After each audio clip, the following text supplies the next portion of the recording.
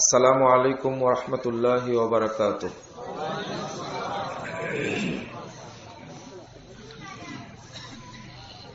ইন্নাল হামদালিল্লাহ নাহমাদুহু ওয়া নাস্তাঈনুহু মান ইয়াহদিহিল্লাহু ফালা মুদিল্লা লাহু ওয়া মান ইউদ্লিল ফালা হাদিয়া লাহু ওয়া আশহাদু আল লা ইলাহা ইল্লাল্লাহু ওয়াহদাহু লা শারীকা লাহু ওয়া আশহাদু আন্না মুহাম্মাদান আবদুহু ওয়া রাসূলুহু। আম্মা বা'দু ফাআউযু বিল্লাহি মিনাশ শাইতানির রাজীম।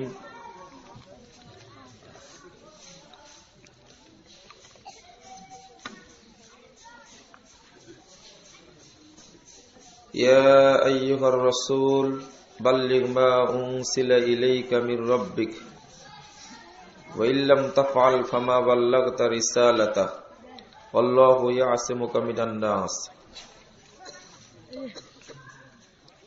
عن عبد الله بن عمرو رضي الله عنه قال قال رسول الله صلى الله عليه وسلم بلغوا عني ولو آية وحدثوا عن بني إسرائيل ولا حرج ومن كذب علي متعمدا فليتبوأ مقعده من النار رواه البخاري। সম্মানিত সভাপতি, মুহতারাম উলামা কেরাম, অতিথিবৃন্দ, সামনে উপবিষ্ট শ্রদ্ধেয় মুসলিম ভাতৃমণ্ডলী, পর্দার আড়ালের মা ও বোনেরা,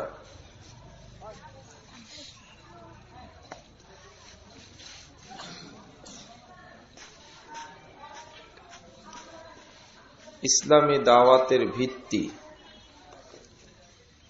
এই শিরোনামে আপনাদের সামনে সংক্ষিপ্ত আলোচনা পেশ করব ইনশাআল্লাহ।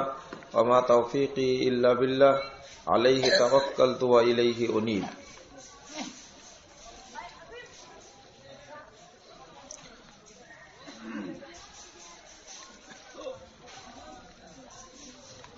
সম্মানিত উপস্থিতি, আপনাদের প্রতি একান্ত অনুরোধ থাকবে, আলোচনাকালীন কেউ উঠা বসা করবেন না। আশেপাশে যারা এখনো দাঁড়িয়ে বা বসে গল্প করছেন তারা আমাদের প্যান্ডেলে এসে উপস্থিত হন, আলোচনা শ্রবণ করুন। আমি একান্তভাবে বিশ্বাসী আমাদের আলোচনা অবশ্যই আপনার জীবনে উপকার দেবে ইনশাআল্লাহ। মা বোনদের উদ্দেশ্যে বলছি, আপনাদের পক্ষ থেকে অনেক জোরে আওয়াজ হচ্ছে, কথা আসছে। আপনারা কথাবার্তা বন্ধ করুন, অন্যথায় চলে যান। কর্তৃপক্ষকে বলবো আপনারা মহিলাদের দিকে লক্ষ্য রাখুন।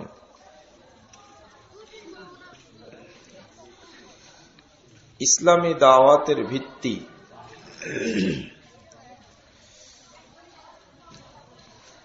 সমাজে দুই ধরনের দাওয়াত প্রচলিত আছে।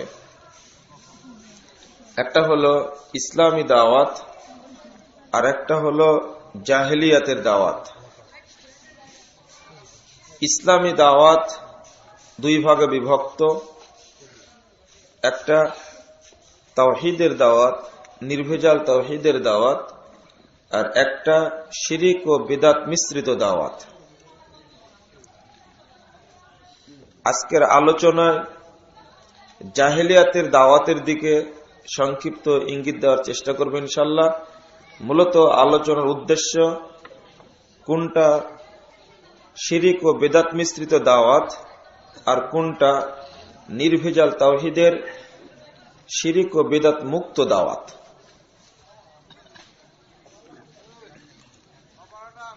আল্লাহ রাব্বুল আলামিন পবিত্র কোরআনের সূরা আল মায়েদা ৬৭ নম্বর আয়াতে বলেন, ইয়া আইয়ুহার রাসূল বাল্লিগ মা উনসিলা ইলাইকা মির রাব্বিক ওয়া ইল্লাম তাফআল ফামা বাল্লাগতা রিসালাতাহু আল্লাহু ইয়াসিমুকা মিনান নাস। আল্লাহ মুহাম্মদ সাল্লাল্লাহু আলাইহি ওয়াসাল্লামকে লক্ষ্য করে বলছেন, হে রাসূল, বাল্লিগ, আপনি পৌঁছিয়ে দিন, মা উনসিলা, যা নাজিল করা হয়েছে ইলাইকা আপনার প্রতি, মির রব্বিক আপনার রবের পক্ষ থেকে। আবারও বলি, অনুবাদটা আবারও করি, আপনারা লক্ষ্য করুন।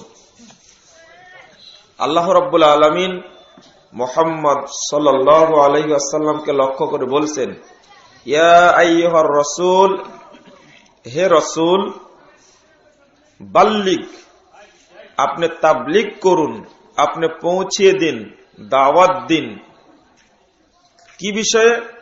মা উনসিলা যা নাজিল করা হয়েছে, ইলাইকা আপনার প্রতি, মির রব্বিক আপনার প্রভুর পক্ষ থেকে, ওইটা পৌঁছে দিন। ওয়াইল্লাম তাফআল যদি এটা পৌঁছিয়ে না দেন, ফামা বাল্লাগতা রিসালাতা আপনি রিসালাতের দায়িত্ব পালন করলেন না। এরপরে রাসূল সাল্লাল্লাহু আলাইহি সাল্লামকে সাহস দিয়ে আল্লাহ বলছেন, আল্লাহু ইয়াসিমুকা মিনান নাস, মানুষের যাবতীয় অকল্যাণ থেকে আল্লাহ আপনাকে রক্ষা করবেন। আলহামদুলিল্লাহ। যারা ইসলামের দায়ী তাদের জন্য এই আয়াতটিতে শিক্ষা রয়েছে। হক কথা বলে যেতে হবে। এরপরে যত চাপ আসবে, যত বিপদ আসবে, যত মুসিবত আসবে, সমস্ত মুসিবতকে দূর করার মালিক কে? আল্লাহ।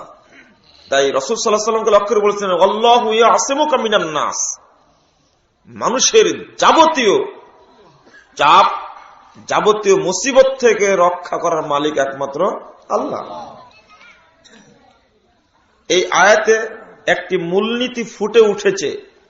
একজন দায়ী সেটাই মানুষের কাছে পৌঁছিয়ে দিবে যা নাজিল হয়েছে আল্লাহর পক্ষ থেকে। অন্য কিছু তিনি পৌঁছতে পারবেন না। সূরা হাক্কা 46, 44, 45, 46 এই আয়াতগুলিতে রাসূল সাল্লাল্লাহু আলাইহি সাল্লামকে লক্ষ্য করে ধমক দেওয়া হয়েছে। আল্লাহ বলছেন, ওয়ালাউ তাকাওয়ালা আলাইনা বা'দাল আকাবিল, এ বিশ্ববাসী শুনে রাখো, যদি মুহাম্মদ সাল্লাল্লাহু আলাইহি সাল্লাম তার পক্ষ থেকে কোনো কথা নিজে বলতেন, লা আখাযনা মিনহু বিল ইয়ামিন, আমি আল্লাহ মুহাম্মাদের ডান হাতটি ধরে ফেলতাম, সুম্মা লাকাতা'না মিনহুল ওয়াতিন, অতঃপর তাকে আমি জবেহ করে দিতাম, দেহ থেকে গলাটিকে বিচ্ছিন্ন করে দিতাম, মাথা বিচ্ছিন্ন করে দিতাম। আল্লাহ কেন বলছেন? আল্লাহ ধমক দিলেন পৃথিবীর ইতিহাসের সর্বশ্রেষ্ঠ মানুষ মুহাম্মদ সাল্লাল্লাহু আলাইহি সাল্লামকে লক্ষ্য করে, অন্য কাউকে ধমক দেননি। বিশ্ববাসীকে চূড়ান্ত করছেন এই মর্মে, স্পষ্টভাবে চূড়ান্ত করছেন। মানুষের কথা তো দূরের থাক, স্বয়ং পৃথিবীর শ্রেষ্ঠ মানুষ, শ্রেষ্ঠ নবী রাসূল মুহাম্মদ সাল্লাল্লাহু আলাইহি সাল্লামও যদি নিজের পক্ষ থেকে কোনো দাওয়াত পৌঁছে দিতেন, তাহলে আল্লাহ কি করতেন? গলাটা কেটে ফেলতেন। আপনারা করতে পারেন না। সূরা নজম 3 এবং 4 নম্বর আয়াত আল্লাহ বলেছেন, ওমা ইয়ানতিকু আনিল হাওয়া ইন হুয়া ইল্লা ওয়াহয়ুহা, তিনি কোনো কথা বলতেন না নিজের পক্ষ থেকে যতক্ষণ সারি বিষয়ে আল্লাহর পক্ষ থেকে ওহী নাজিল না হতো। বলতেন, এইটা হলো ইসলামী দাওয়াতের প্রকৃত ভিত্তি। এখান থেকেই দাওয়াত আমাকে পেশ করতে হবে। আল্লাহ রব্বুল আলামিন সূরা কাহফ 29 নম্বর আয়াত আল্লাহ বলছেন, কুল আল হাক্কু মির রাব্বিকুম, হে মুহাম্মদ সাল্লাল্লাহু আলাইহি সাল্লাম আপনি বলুন, হক আসে তোমাদের প্রভুর পক্ষ থেকে। হকটা আসে কোথায় থেকে? আল্লাহর পক্ষ থেকে। ফামান শাআ ফালিউমিন ওয়া মান শাআ ফালইয়াকফুর, যার ইচ্ছা এই হকটাকে মেনে নিবে, চাইলে অস্বীকার করবে। ইন্না আতাদনা লিয-যালিমিনা নারা, তবে যারা অস্বীকার করবে তাদের জন্য আমি জাহান্নামকে প্রস্তুত করে রেখেছি। এটা কার ভাষা? আল্লাহ।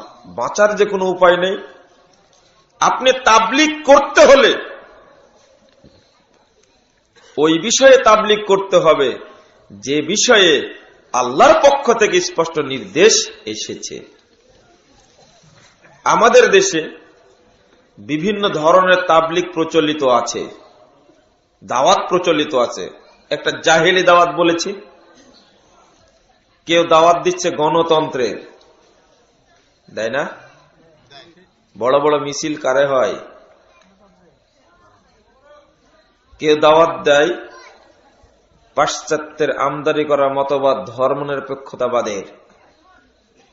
বাংলাদেশের সকল রাজনৈতিক দল ধর্মনিরপেক্ষতা মতবাদের তাবেদারি, পূজারি, গোলাম। জাতীয়তাবাদের দাওয়াত দেয়, ইংরেজি যাকে বলে ন্যাশনালিজম, এটা জাহেলিয়াতের দাওয়াত। কেউ দেয় কমিউনিজমের দাওয়াত, সাম্যবাদ, সমাজতন্ত্রের দাওয়াত দেয়, কেউ দেয় না।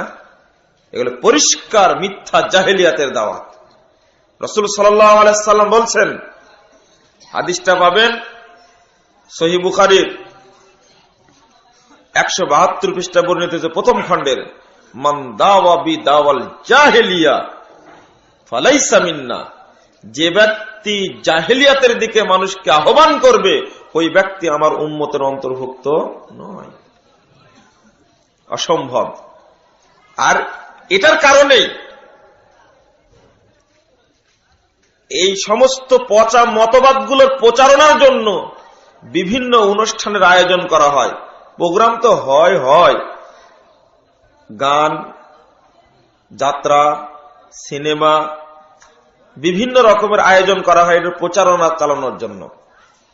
যে ব্যক্তি জাহেলিয়াতের দিকে দাওয়াত দান করবে, আল্লাহ নবী বলছেন এই ব্যক্তি আমার উম্মতের অন্তর্ভুক্ত নয়। তিরমিজির 2863 নম্বর একটা হাদিস বর্ণিত হয়েছে। হাদিসটা কানে রেখে মাথায় নিয়ে অন্তরে বোঝার চেষ্টা করুন। রাসূল সাল্লাল্লাহু আলাইহি সাল্লাম বলছেন, যারা এই সমস্ত জাহেলিয়াতের আমদানি করে তাদের জন্য বলছি। আল্লাহ নবী বলছেন, মান দাওয়া বিদাওয়াল জাহেলিয়া, যে ব্যক্তি জাহেলিয়াতের দিকে মানুষকে আহ্বান করবে, ফাহুয়া মিন জুসা জাহান্নাম, এই ব্যক্তি জাহান্নামের দলভুক্ত হবে, এ ব্যক্তি জাহান্নামের খড়ি হবে। ওয়াইন সমা, যদিও সিয়াম পালন করে, ওয়া সাল্লা, যদিও সালাত আদায় করে, ওয়া জাআমা আন্নাহু মুসলিম, যদিও নিজেকে পাক্কা মুসলমান মনে করে, তবুও সে জাহান্নামী। আপনি বলছেন যে এই কথা কেন শুনলাম? আগে যে শুনেছি আস-সালাতু মিফতাহুল জান্নাহ, নামাজ বেহেশতের চাবি। নামাজ পড়ে মানুষ কোথায় যাবে? কিন্তু এখানে কি বলা হলো? জাহান্নামে যাবে। যে ওই হাদিস ঠিক নয়। শুধু সালাত পড়ে জান্নাত পাওয়া যাবে না, ওই হাদিস জয়ীফ। নামাজ বেহেশতের চাবিটা ঠিক নয়, বরং লা ইলাহা ইল্লাল্লাহ জান্নাতের চাবি। খুলুন সহিহ বুখারী প্রথম খণ্ডের 165 পৃষ্ঠা, কোনো ভয় নাই। আপনাকে বুঝ দিলে আপনি বুঝতে পারবেন। ওয়াহাব ইবনে মুনাব্বাহকে জিজ্ঞেস করা হলো, আলাইসা লা ইলাহা ইল্লাল্লাহ মিফতাহুল জান্নাহ, লা ইলাহা ইল্লাল্লাহ কি জান্নাতের চাবি নয়? তখন তিনি বলছেন, বালা, অবশ্যই জান্নাতের চাবি, তবে সাবধান, লিকুল্লি মিফতাহিন আসনান, প্রত্যেক চাবির কিন্তু দাঁত থাকে।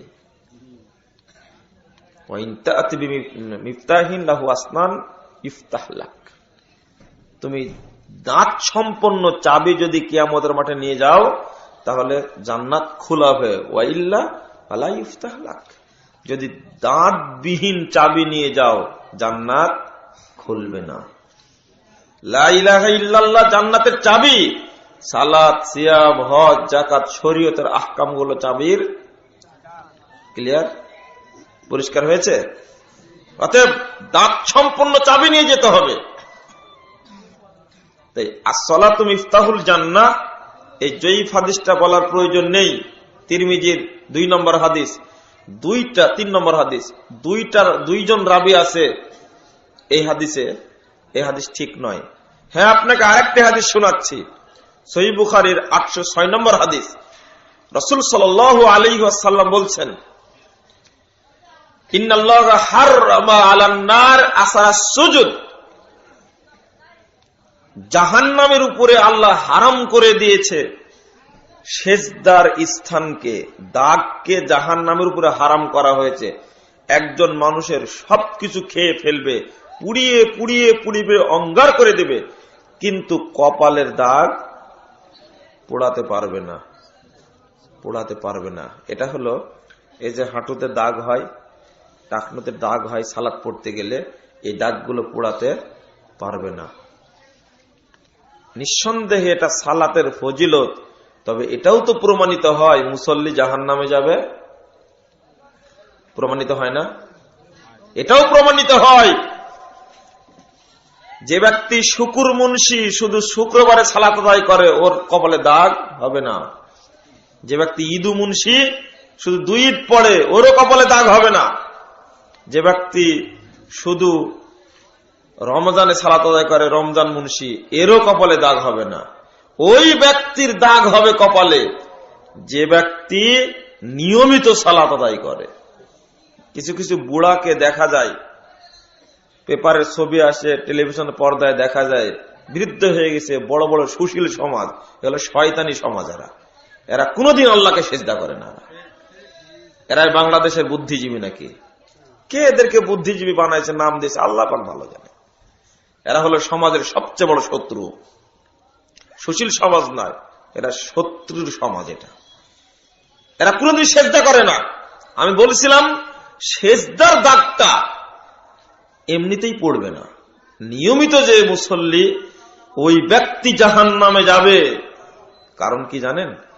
রাসূল সাল্লাল্লাহু আলাইহি ওয়াসাল্লাম বলেছেন, যে ব্যক্তি জাহেলিয়া জাওয়াতের সাথে সংশ্লিষ্ট থাকবে ওই ব্যক্তির সালাত কোনো কাজ দিবে না, সিয়াম কোনো কাজ দেবে না, মুসলিম বলে ধারণা করলে কোনো লাভ নেই, অসম্ভব। বক্তব্য আজকে শুনছেন, কাল যদি নির্বাচন হয় হয়তো এই স্কুলে কেন্দ্র হলে আবার ভোট দিতে আসবেন, ঠিক না? আসবেন। বক্তব্যে কোনো কাজ হয় না, কোন কাজ হয় না।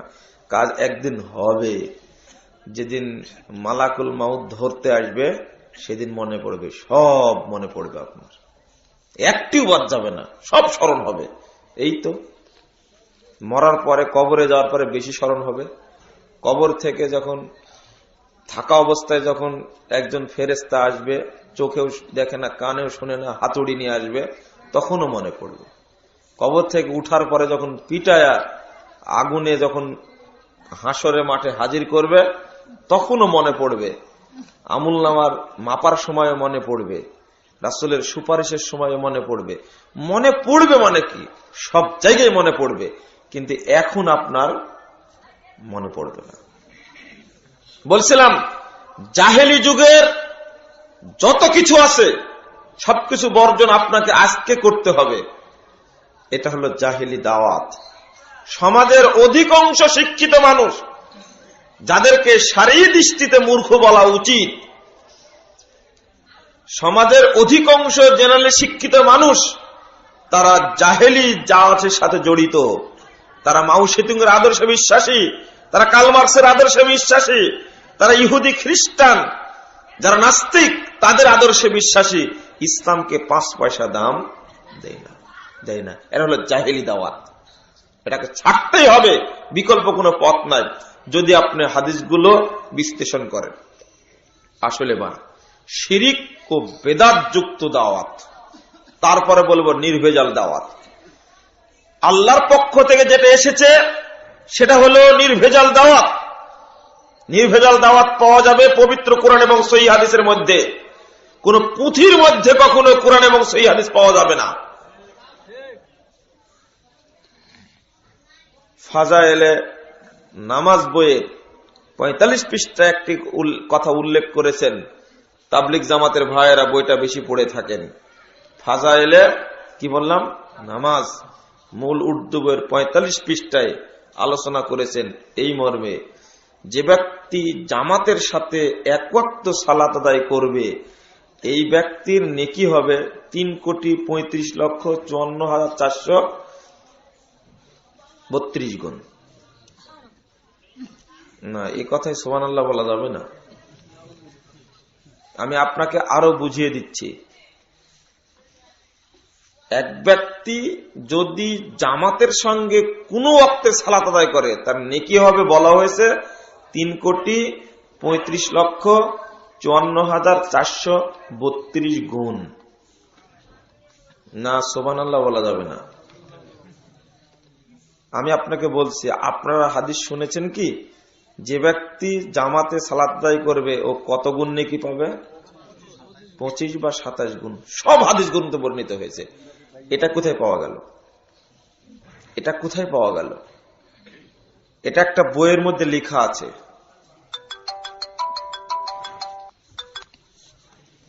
এটা বইয়ের মধ্যে লেখা আছে, আমি রেফারেন্স সহ বললাম,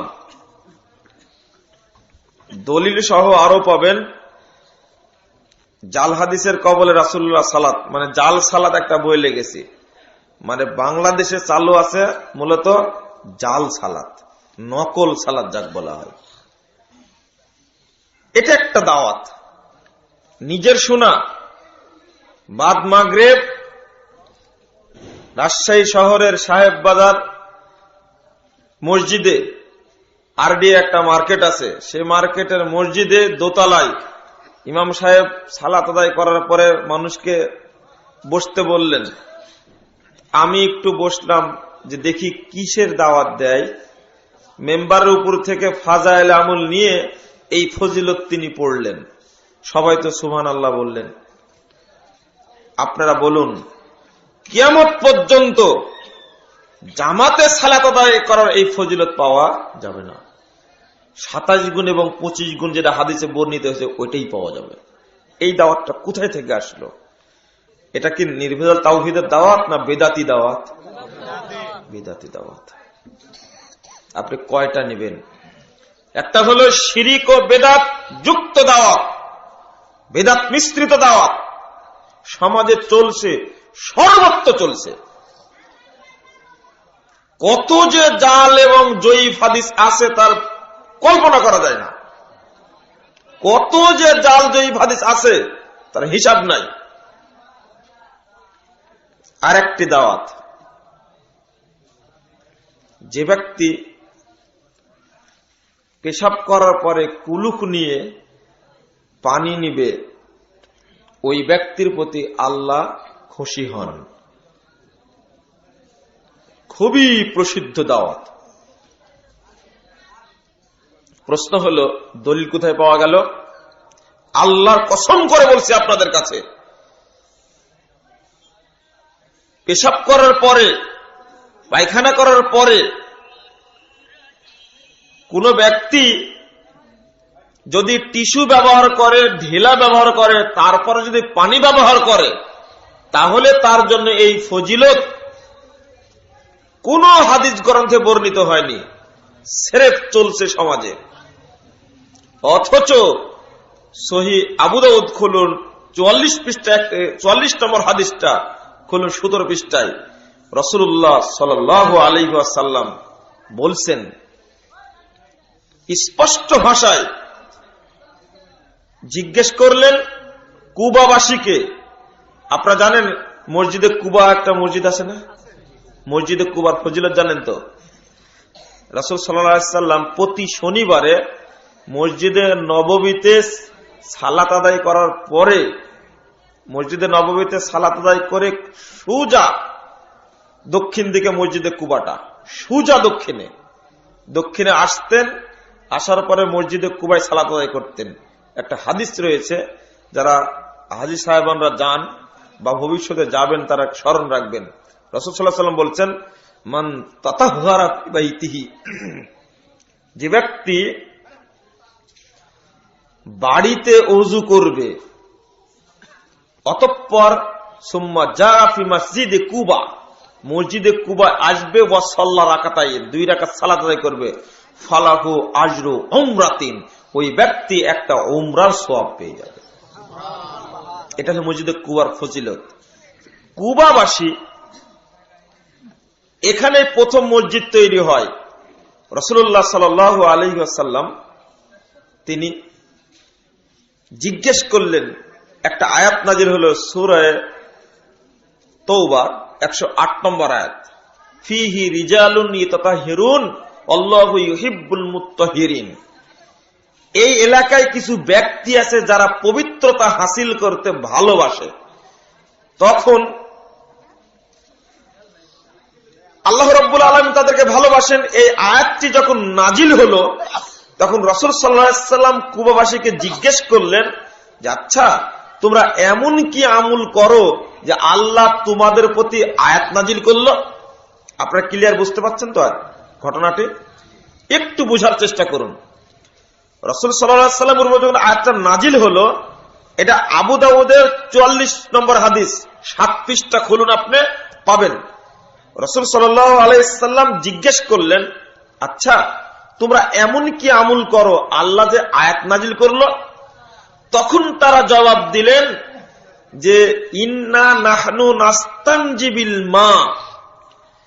অন্যরা তো ঢেলা নিয়ে ইস্তেনজা করে, তবে আমাদের বৈশিষ্ট্য হলো আমরা পানি নিয়ে ইস্তেনজা সারি। রাসূল সাল্লাল্লাহু আলাইহি ওয়াসাল্লাম বলেন ফাআলাইকুমুহু, আরে পানি নিয়ে ইস্তেনজা করার কারণে আল্লাহ তোমাদের প্রশংসা করেছেন। আচ্ছা এখন বিষয়টা উল্টা গেছে, তাই না? সম্পূর্ণ উল্টা গেছে। আশ্চর্য হবেন আপনি, স্পষ্ট টাটকা সহিহ হাদিস থাকতে কে হাদিসকে দাম দেয়? গোটা দুনিয়ায় কুলুফের ফজিলত বর্ণনা করা হচ্ছে, টিস্যুর ফজিলত বর্ণনা করছে, অথচ হাদিসটা হাদিসের পাতাতেই আছে। মা বোনদের মধ্যে এক শ্রেণীর মহিলা দাওয়াত দেয়, ওরা বলে যে 7টি ঢেলা না নিলে পবিত্রই হবে না। এই মহিলাদেরকে বাড়িতে ঢুকতে দিবেন না। ভুল, সিদ্ধান্তটাই ভুল। 222 নম্বর হাদিস সহিহ বুখারী। আপনি আশ্চর্য হবেন, একজন পুরুষ লোক পেশাব করার পরে কুলুপ ধরে 40 কদম হাঁটবে বলা হয়, মহিলাদের ক্ষেত্রে কি বলা হয়? আপনাকে প্রশ্ন করতে চাই, পুরুষদের পেশাব বেশি অপবিত্র না মহিলাদের পেশাব বেশি অপবিত্র? এতে কোনো সন্দেহ আছে? সহিহ বুখারীর হাদিস 222 নম্বর হাদিস। রাসূল সাল্লাল্লাহু আলাইহি ওয়াসাল্লাম বলছেন দুধের বাচ্চা যদি ছেলে হয় তাহলে আর যদি পেশাব করে দেয় পানি ছিটিয়ে দিয়ে চলবে, কিন্তু দুধের বাচ্চা যদি মেয়ে হয় পানি ছিটিয়ে দিলে চলবে? কি করা লাগবে? ধৌত করা লাগবে। যদি একজন পুরুষ মানুষ 40 কদম হাঁটে, মহিলাদের কি অবস্থা হবে? এর কোন ফতোয়া আছে? নাউজুবিল্লাহ, নাউজুবিল্লাহ। এবার সম্পূর্ণই শুধু তাই নাই, আর একটা দুঃখজনক ব্যাপার আছে, সেটা হলো পেশাব করে হাঁটলেন 40 কদম, ভালো কথা, কাশি দিলেন, একটু নাচানাচি করলেন, কিন্তু টয়লেট থেকে বের হওয়ার পরে তো এটা দেখা যায় না। পায়খানা করার পরে কেউ কি এভাবে হেঁটে বেড়ায়? দেখেন কত ফাঁক, কথাটা কতটা অন্যায়, কতটাই ফাঁক। টয়লেট থেকে বেরিয়ে কাউকে হাঁটতে দেখা যায় না, পেশাব করলেই তার হাঁটা শুরু হয়, কাশাকাশি শুরু হয়। এটা সব একটা ইসলামের সাথে প্রতারণা ছাড়া কিচ্ছু নেই, একেবারে প্রতারণা।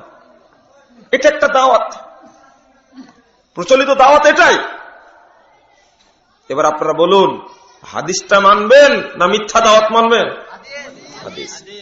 যদি কোনো ব্যক্তি মাঠে থাকে, পানি সেখানে নেই, আপনি ঢেল দ্বারা ইস্তেঞ্জা করেন, টিস্যু ব্যবহার করেন, আপত্তি নেই, পরে আর টিস্যু নেওয়া, পানি নেওয়া লাগবে না, এর মর্মে হাদিস আছে। কিন্তু এর যে কোনো দলিলই নাই। নাসিরউদ্দিন আলবানী রাহিমাহুল্লাহ তার একটা গ্রন্থ ইরওয়ালুল গালিল, এই গ্রন্থের 42 নম্বর সিরিয়ালে তিনি কথাটা নিয়ে আসছেন যে এই যে সমাজে প্রচলিত আছে, আগে টিস্যু ব্যবহার করতে হবে, ঢেল ব্যবহার করতে হবে, তারপরে পানি ব্যবহার করতে হবে, একেবারে ডাহা মিথ্যা কথা একটা। কিন্তু শুধু এখানে নয়, বাংলাদেশের মানুষদেরকে এমন বোঝানো হয়েছে। আমি গেছিলাম ইন্ডিয়ায়, দারুল উলুম দেওবন্দ, এটা হলো মানে ইলিয়াসি তাবলিগের মূল কেন্দ্র। ফাজাইলে আমুলের লেখক যিনি মৌলানা জাকারিয়া সাহারানপুরি, মাজাহের উলুম সাহারানপুর, সেখানে গেছিলাম। সেখানে মসজিদে গেলাম, বাথরুমে গেলাম, কোথাও ওই কুলুফের ঝুড়ি নেই, কোথাও টিস্যুর ঝুড়ি নেই। আমি মনে হয় আপনাদের আরো বুঝাতে পারছি না। যেখানে এদের কেন্দ্র সেখানে এগুলো নেই, কিন্তু বাংলাদেশে প্রায় জায়গাতে দেখা যাচ্ছে ঢেল টিস্যুতে একবার বাথরুম ভর্তি। একবার এটা দুঃখজনক। আমি নিজের কথা নিজেই বলছি, নিজেই দেখে এসেছি। আমি আপনাদের সচেতন করতে চাচ্ছি। আরো উদাহরণ দেব, কিছু আরো অনেক উদাহরণ দেব। একটা চলছে জাহেলিয়াতের দাওয়াত, আরেকটি চলছে শিরিক ও বেদাত মিশ্রিত দাওয়াত। নির্ভেজাল তাওহীদের দাওয়াত সমাজে এখন নেই, যে কোনো ক্ষেত্রে। আগের মানুষ বেশি ভেজাল ছিল না, এখনকার মানুষ বেশি ভেজাল? বলুন তো।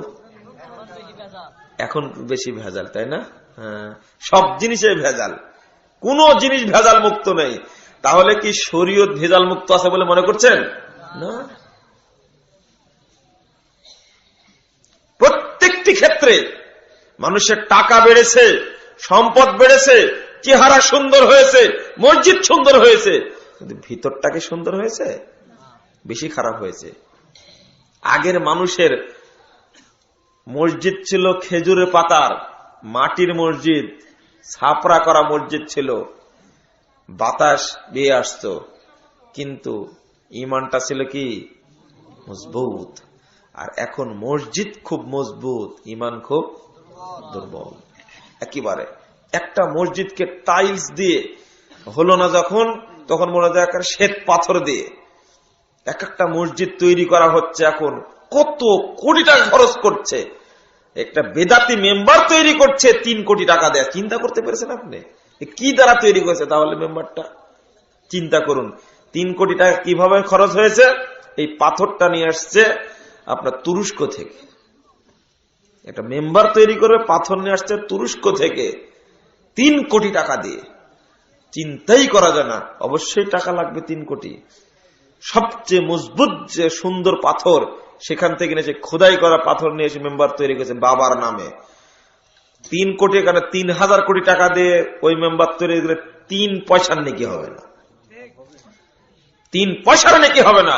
বাড়ির পাশ থেকে একটা আম গাছ কাটুন বা আরো দুর্বল কোন গাছ কেটে কাঠের মেম্বার তৈরি করে দিন, সুন্নাতের আমল হবে।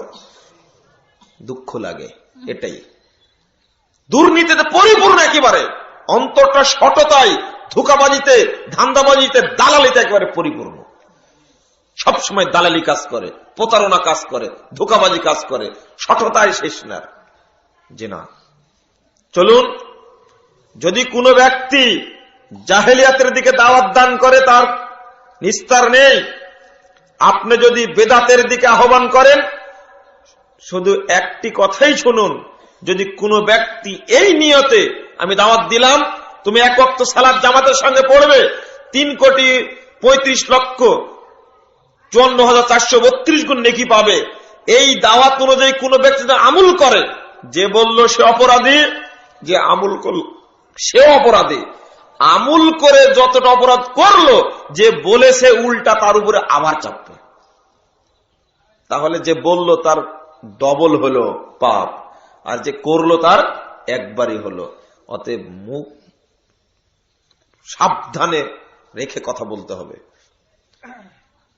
আল্লাহ রাব্বুল আলামিন বলেন, লিয়াহমিলু আওজারহুম কামিলাতান ইয়াউমাল কিয়ামাতি ওয়া মিন আওজারিল লাযিনা ইযিল্লুন ইলম। সূরা নাহল 25 নম্বর আয়াত। রাসূল আল্লাহ রাব্বুল আলামিন বলেন, এই সমস্ত ব্যক্তিরা নিজেদের প্রাপ্ত বহন করবে, যারা না জেনে অন্যদেরকে পথভ্রষ্ট করেছে তাদেরও পাপ বহন করবে। নাউযুবিল্লাহ, বাঁচার পথ নাই। যে আপনি একটা জিনিস জানলেন না, ধরুন একটা দাওয়াত, সালাতের দাওয়াত দিলাম বটে, কিন্তু আমি সালাতের নিয়ম শিখলাম না। সালাতের দাওয়াত দিলাম, কাজই হলো সালাতের আহ্বান করা। ধরুন প্রথম কথাই বলি, অজু করবেন, অজুর দাওয়াত শিক্ষা দিচ্ছেন, এই শিক্ষা কি আপনার পক্ষ থেকে হতে হবে না রাসূল সাল্লাল্লাহু আলাইহি ওয়াসাল্লামের পক্ষ থেকে হতে হবে? আল্লাহর নবীর পক্ষ থেকে হতে হবে। এটা সহিহ বুখারীর 491 নম্বর হাদিসটা, পৃষ্ঠা খুলুন। রাসূল সাল্লাল্লাহু আলাইহি ওয়াসাল্লাম বলছেন, বাল্লিগু আন্নি ওয়ালাউ আয়া, একটি কথা জানা থাকলেও আমার পক্ষ থেকে পৌঁছে দাও। কথাটা খুব সুন্দর। বাল্লিগু, তোমরা পৌঁছে দাও, আন্নি, আমার পক্ষ থেকে, ওয়ালাউ আয়া, একটি আয়াত হলেও যদি জানো তুই পৌঁছে দাও। আপনাদের সাথে এবারে একটা কথা, খুব হাদিসটি খুব প্রচলন আছে, সবাই যেন মুখস্থ করতে, সবাই যেন জানে। একটি কথা হলে মানুষকে জানাতে হবে, একটি কথা হলে মানুষকে জানাতে হবে, পৌঁছে দিতে হবে। আমি তাবলীগ করছি, আমি দাওয়াত দিচ্ছি, কথাটা খুব ভালো, খুবই সুন্দর, কিন্তু একটি কথা রাসূল সাল্লাল্লাহু আলাইহি ওয়াসাল্লাম মাঝখানে বলেছেন, আন্নি, আন্নি, আমার পক্ষ থেকে। তুমি যে দাওয়াত দিতে গেলে তোমার পক্ষ থেকে পৌঁছা দিলে, যে তুমি যে দাওয়াত দিতে গিয়ে তোমার পক্ষ থেকে পৌঁছা দিলে, রাসূল সাল্লাল্লাহু আলাইহি ওয়াসাল্লাম শর্ত করেছেন, কি বলেছেন? আন্নি, আমার পক্ষ থেকে পৌঁছে দাও। বক্তা তোমার পক্ষ থেকে নয়। কত যে জাল হাদিস বলছি আমরা, কত যে মিথ্যা কথা বলছি, তার ইয়ত্তা নেই, তার হিসাবই নেই। কত মিথ্যা কথা বলছি আর লিখছি। লেখা মানে আপনি কতটি নেবেন? ফাজাইলে জিকিরের অধ্যায়ে এত মিথ্যা কথা লেখা আছে, তার মধ্যে একটা মিথ্যা কথা, যে ব্যক্তি লা ইলাহা ইল্লাল্লাহ বলবে, ওই ব্যক্তির 50 বছরের যাবতীয় পাপ ক্ষমা হয়ে যাবে। আবার সুবহানাল্লাহ বলছেন। বললাম যে মিথ্যা কথা লেখা আছে। ফাজাইলে জিকির 101 পৃষ্ঠায়, মূল উর্দু বই। বলছেন, আমি অচিরেই আপনাদের সামনে ইনশাআল্লাহ ফজিলতের নামে ধোঁকাবাজি একটা বই দেওয়ার চেষ্টা করবো ইনশাআল্লাহ। এই একটা ফজিলত, যে ব্যক্তি একবার লা ইলাহা ইল্লাল্লাহ পড়বে, তার কত বছরের পাপ ক্ষমা হবে? 50 বছরের। জিজ্ঞেস করা হচ্ছে, যদি 50 বছরের পাপ না থাকে, তখন বলছে যে ইউগফারু জুনুবু ওয়ালিদাইন, তাহলে তার পিতা মাতার 50 বছরের পাপ ক্ষমা হয়ে যাবে। যদি পিতা মাতার 50 বছরের পাপ না থাকে, তাহলে ইউগফারু আম্মাতুল মুসলিমিন, গোটা পৃথিবীর যত মুসলিম আছে, একজন লা ইলাহা ইল্লাল্লাহ বললে পৃথিবীর সমস্ত মুসলমানের 50 বছরের পাপ ক্ষমা হয়ে যাবে। আপনি বিশ্বাস করছেন না মনে হয়, তাই না? একেবারে আল্লাহর কসম করে বলছে একবারে। এরপরে বড় কথা হলো একটা, দাওয়াত তো দিচ্ছি, এই জন্য তো লা ইলাহা ইল্লাল্লাহ বেশি বেশি পড়ছি, বেশি বেশি বলছি, কিন্তু ফজিলত আমার ইচ্ছা কি 50 বছরের পাপ ক্ষমা হয়ে যাবে। কিন্তু ডাহা মিথ্যা কথা যে। এরপরে লেখক লিখছেন কি জানেন? মুত্তাহিম বিল কিযবে কামা ক্বালা সুয়ুতি ফিল আসরাল মারফুয়া আহাদিসিল মাওদুআ। লেখক এবার লিখছেন যে এই কথাটা মিথ্যা বলে অভিযুক্ত, যেমন ইমাম সুয়ুতি তার জাল হাদিসের গ্রন্থের মধ্যে বলেছেন। এবার বলেন, এবার হ্যাঁ, বিষয়টা এরকম লিখে দিয়েছে, এই ওষুধ খেলে 70 বছরের বুড়ি ছুঁড়ি হয়ে যাবে। তবে নিচে লিখে দিয়েছে, রিপোর্টটা নিচে লিখে দিচ্ছে, বিষয়টা এরকম, খেলে মারাও যেতে পারে। বিষয়টা এরকম হয়ে গেল না? লিখছে সবচেয়ে দামি সিগারেট হলো গোল্ডি, কিন্তু গায়ে লেখা আছে ধূমপান স্বাস্থ্যের জন্য ক্ষতিকর। ওই দাওয়াত আর এই দাওয়াত সমান হয়ে গেছে। কেউ বুঝে না, আপনি কাকে বুঝ দিবেন? মানুষ আশ্চর্য পঙ্গপালের মতো ছুটছে একদিকে, কোনো খোঁজ নেই, হিসাবই নেই, কে কারে হিসাব করে। ড্রাইভার বলছে, আমি ঢাকায় এসে আশ্চর্য হয়েছি যে ড্রাইভারের মাধ্যমে আমি গাড়ি নিয়ে আসছি কুমিল্লা থেকে, গত বছরের জানুয়ারিতে আসার পথে আমাকে বলছেন যে আপনাকে চন্দ্রাতে নামিয়ে দিয়ে আমি একটু চলে যাব টঙ্গীর মাঠে। কেন? আমরা তো ড্রাইভার মানুষ, হজ টজ করতে পারবো না, এখানে গেলে নাকি একটা হজের সওয়াব পাওয়া যায়।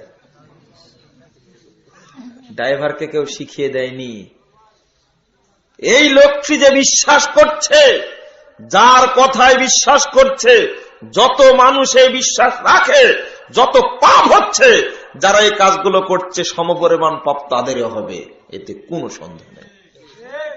আমি নিজে সাক্ষী, অন্য কারো সাক্ষীর দরকার নাই, আমি নিজেই সাক্ষী।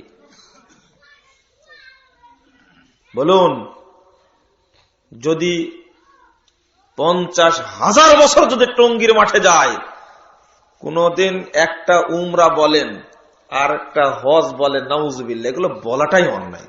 কোন নেকি পাবে? একটা নেকি হবে কোনদিন? কোনদিন হবে না। বিশ্বাস কে তৈরি করলো?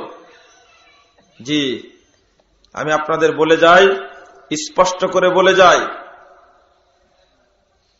রাসূল সাল্লাল্লাহু আলাইহি সাল্লাম বলছেন, সাহাবীরা শুনে রাখো, তাফতারিকু উম্মতি আলা 73 মিল্লাহ, আমার উম্মত বিভক্ত হবে 73টি দলে, কুল্লুহুম ফিন্নার ইল্লা মিল্লাত ওয়াহিদা, সবগুলো জাহান্নামে যাবে একটি ব্যতীত। তিরমিজি খুলুন, 2য় খণ্ডের 92 এবং 93 পৃষ্ঠা। আবু দাউদ খুলুন, 2য় খণ্ডের 631 পৃষ্ঠা। রাসূল সাল্লাল্লাহু আলাইহি সাল্লাম বলছেন অন্য হাদিসে, ওয়াহিদাতুন ফিল জান্নাহ সিনতানি ওয়া সাবুনা ফিন্নার, ওয়াহিদাতুন ফিল জান্নাহ, 73টির মধ্যে 72টি জাহান্নামে যাবে, একটি যাবে জান্নাতে। ওয়াহিয়াল জামাআ, আর সেটা হলো ঐক্যবদ্ধ একটি কাফেলা। রাসূল সাল্লাল্লাহু আলাইহি সাল্লামের পরে বলছেন, সাহাবীরা সাবধান, হুঁশিয়ার থাকো, ওয়া ইন্নাহু সায়াখরুজু ফি উম্মতি আকওয়াম তাতাজারা বিহিম তিলকাল আহওয়া কামা ইয়াতাজারাল কালাবু বিসাহিবিহি, অসংখ্য ইসলামের নামে দল বের হবে, অসংখ্য দল বের হবে। তাতাজারা বিহিম তিলকাল আহওয়া, এই সমস্ত দলগুলো বহু বহু অনেক অনেক অসংখ্য মিথ্যা আমল, ভুয়া আমল তৈরি করবে। কামা ইয়াতাজারাল কালাবু বিসাহিবিহি, তারা আমল তৈরি করে সমাজের সর্বত্র ছড়িয়ে দিবে।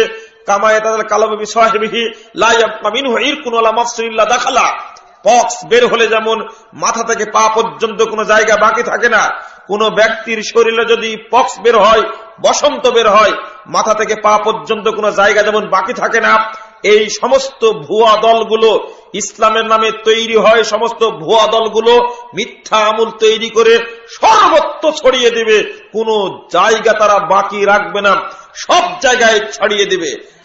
মাদ্রাসায় ছড়াবে, মসজিদে ছড়াবে, স্কুলে ছড়াবে, কলেজে ছড়াবে, বিশ্ববিদ্যালয়ে ছড়াবে, সচিবালয়ে ছড়াবে, গণভবনে ছড়াবে, বঙ্গভবনে ছড়াবে, সংসদে ছড়াবে, আপামর কোন জায়গা বাকি রাখবে না, সব জায়গাতেই তারা ছড়িয়ে দিবে।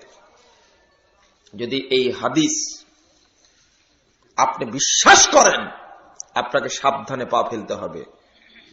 এটা হলো দুনিয়ার অবস্থা। কাল কিয়ামতের মাঠের অবস্থা শুনুন। সহিহ বুখারীর 974 পৃষ্ঠায় একটা হাদিস বর্ণিত হয়েছে, 2য় খণ্ডের। রাসূল সাল্লাল্লাহু আলাইহি সাল্লাম বলছেন, সাহাবীরা শুনে রাখো, কত উম্মতের প্রতি কত দরদ আল্লাহ নবীর এই হাদিস প্রমাণ করে। রাসূল সাল্লাল্লাহু আলাইহি সাল্লাম বলছেন, শোনো, ইন্নী ফারাতুকুম আল হাউদে মান মারা আলাইয়া শারিবা ওয়া মান শারিবা লাম ইয়াজমা আবাদা। সাহাবীরা শোনো, 50,000 বছরের মতো লম্বা দিনে, 50,000 বছরের মতো লম্বা দিনে, এই দিনে সূর্য থাকবে মাথার উপরে। তাই আল্লাহ নবী বলছেন, আমি আগেই প্রথম দিকেই চলে যাবে কাউসারের দ্বারে, কাউসারের দ্বারে আমি গিয়ে উপস্থিত থাকবো। মানমার রায়ালায় সারিবা, যে ব্যক্তি আমার নিকট দিয়ে অতিক্রম করবে সে ব্যক্তি কাউসারে পানি পান করবে, আমি তাই কাউসারে পানি পান করবো। আমাং সারিবা লাম ইয়াজমা আবাদা, আর যে ব্যক্তি একবার পান করবে ওই 50,000 বছরের লম্বা দিনে আর পিপাসা লাগবে না। রাসূল সাল্লাল্লাহু আলাইহি সাল্লাম আগেই চলে যাবেন, আমার উম্মত যেন কষ্ট না পায়, আমি পানি পান করাতেই থাকবো, পানি পান করাতে থাকবো।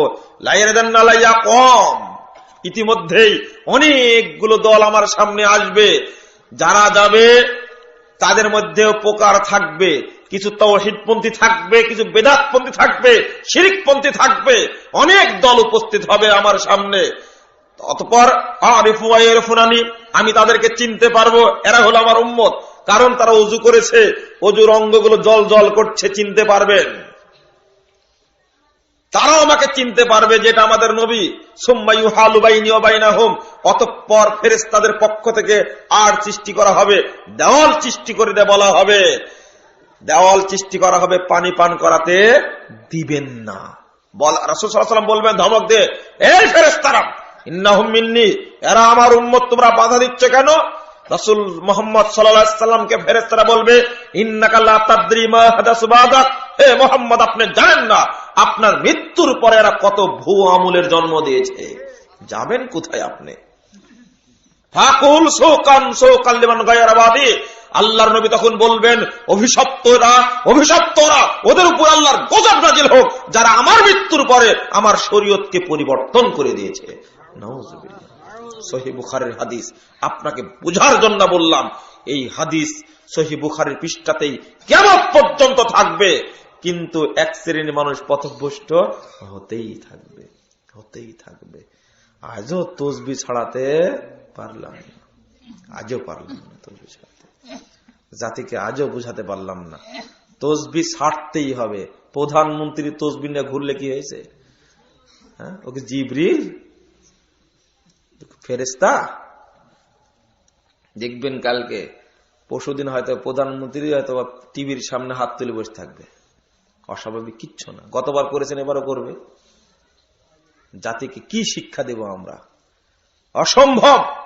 আপনি এখানে লক্ষ্য করুন, মুহাম্মদ সাল্লাল্লাহু আলাইহি ওয়াসাল্লাম বলেছেন, সহিহ বুখারীর 1049 পৃষ্ঠা হাদিসটি বর্ণিত হয়েছে, সাহাবীরা শোনো, স্পষ্ট ভাষায়, কওমুন ইস্তান্নুনা বিগাইরি সুন্নতি ওয়া ইয়াহতাদুনা বিগাইরি হাদিয়াতি, এক শ্রেণীর মানুষ তৈরি হবে, তারা মনে হবে সুন্নাতের উপরে আছে, কিন্তু ওই সুন্নাত আমার সুন্নাত নয়।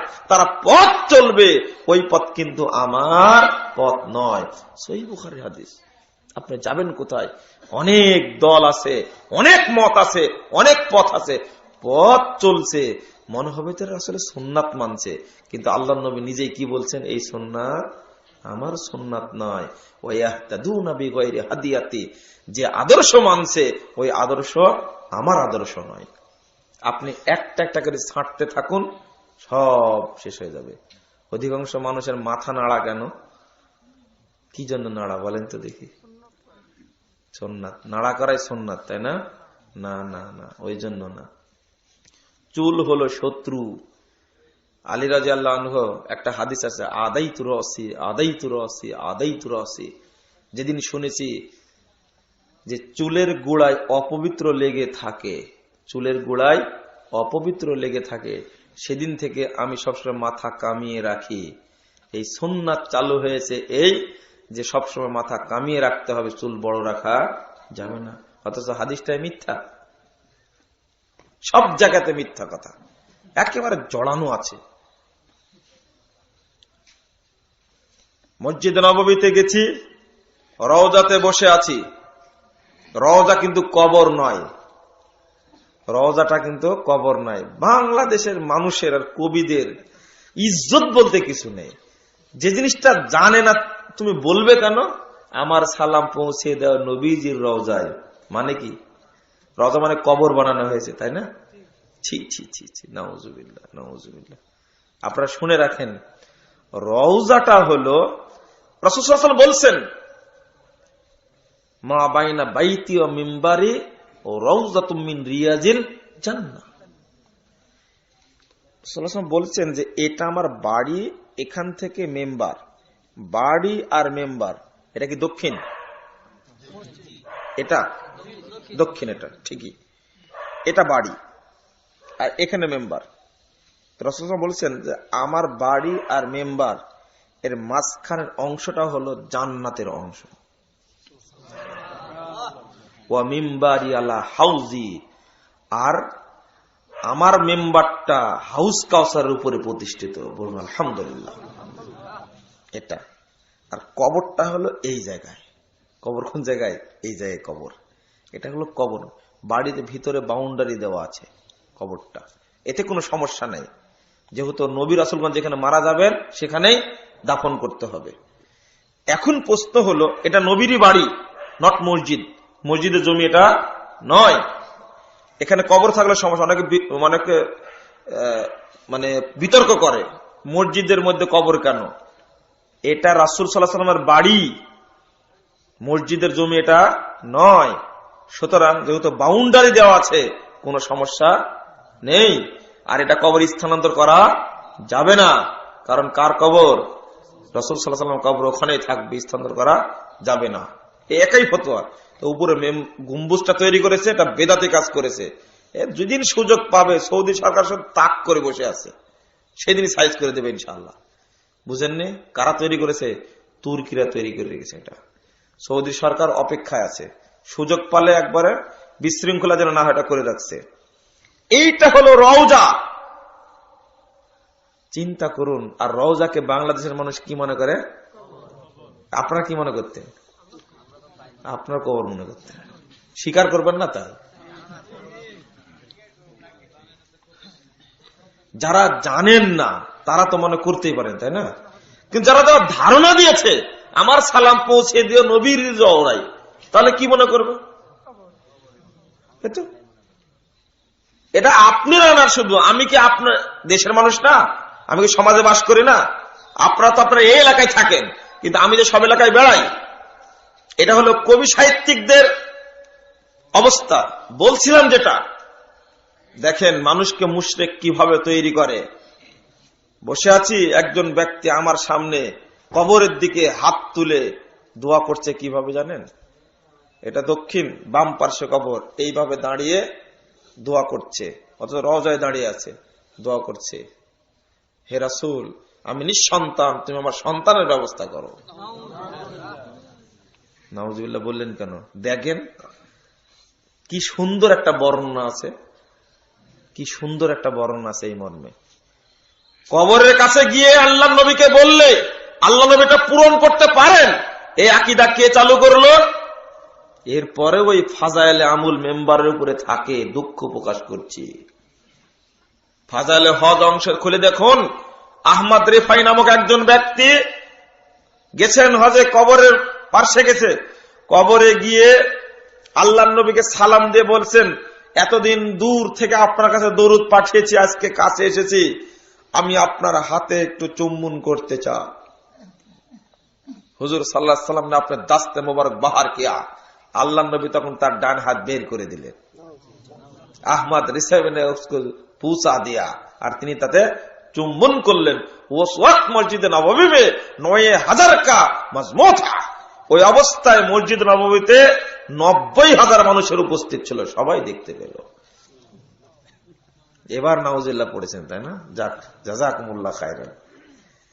তারপরে বলছেন তার মধ্যে ছিলেন মাহবুবে সুবানি, কুতুবে রব্বানি আব্দুল কাদের জেলানি।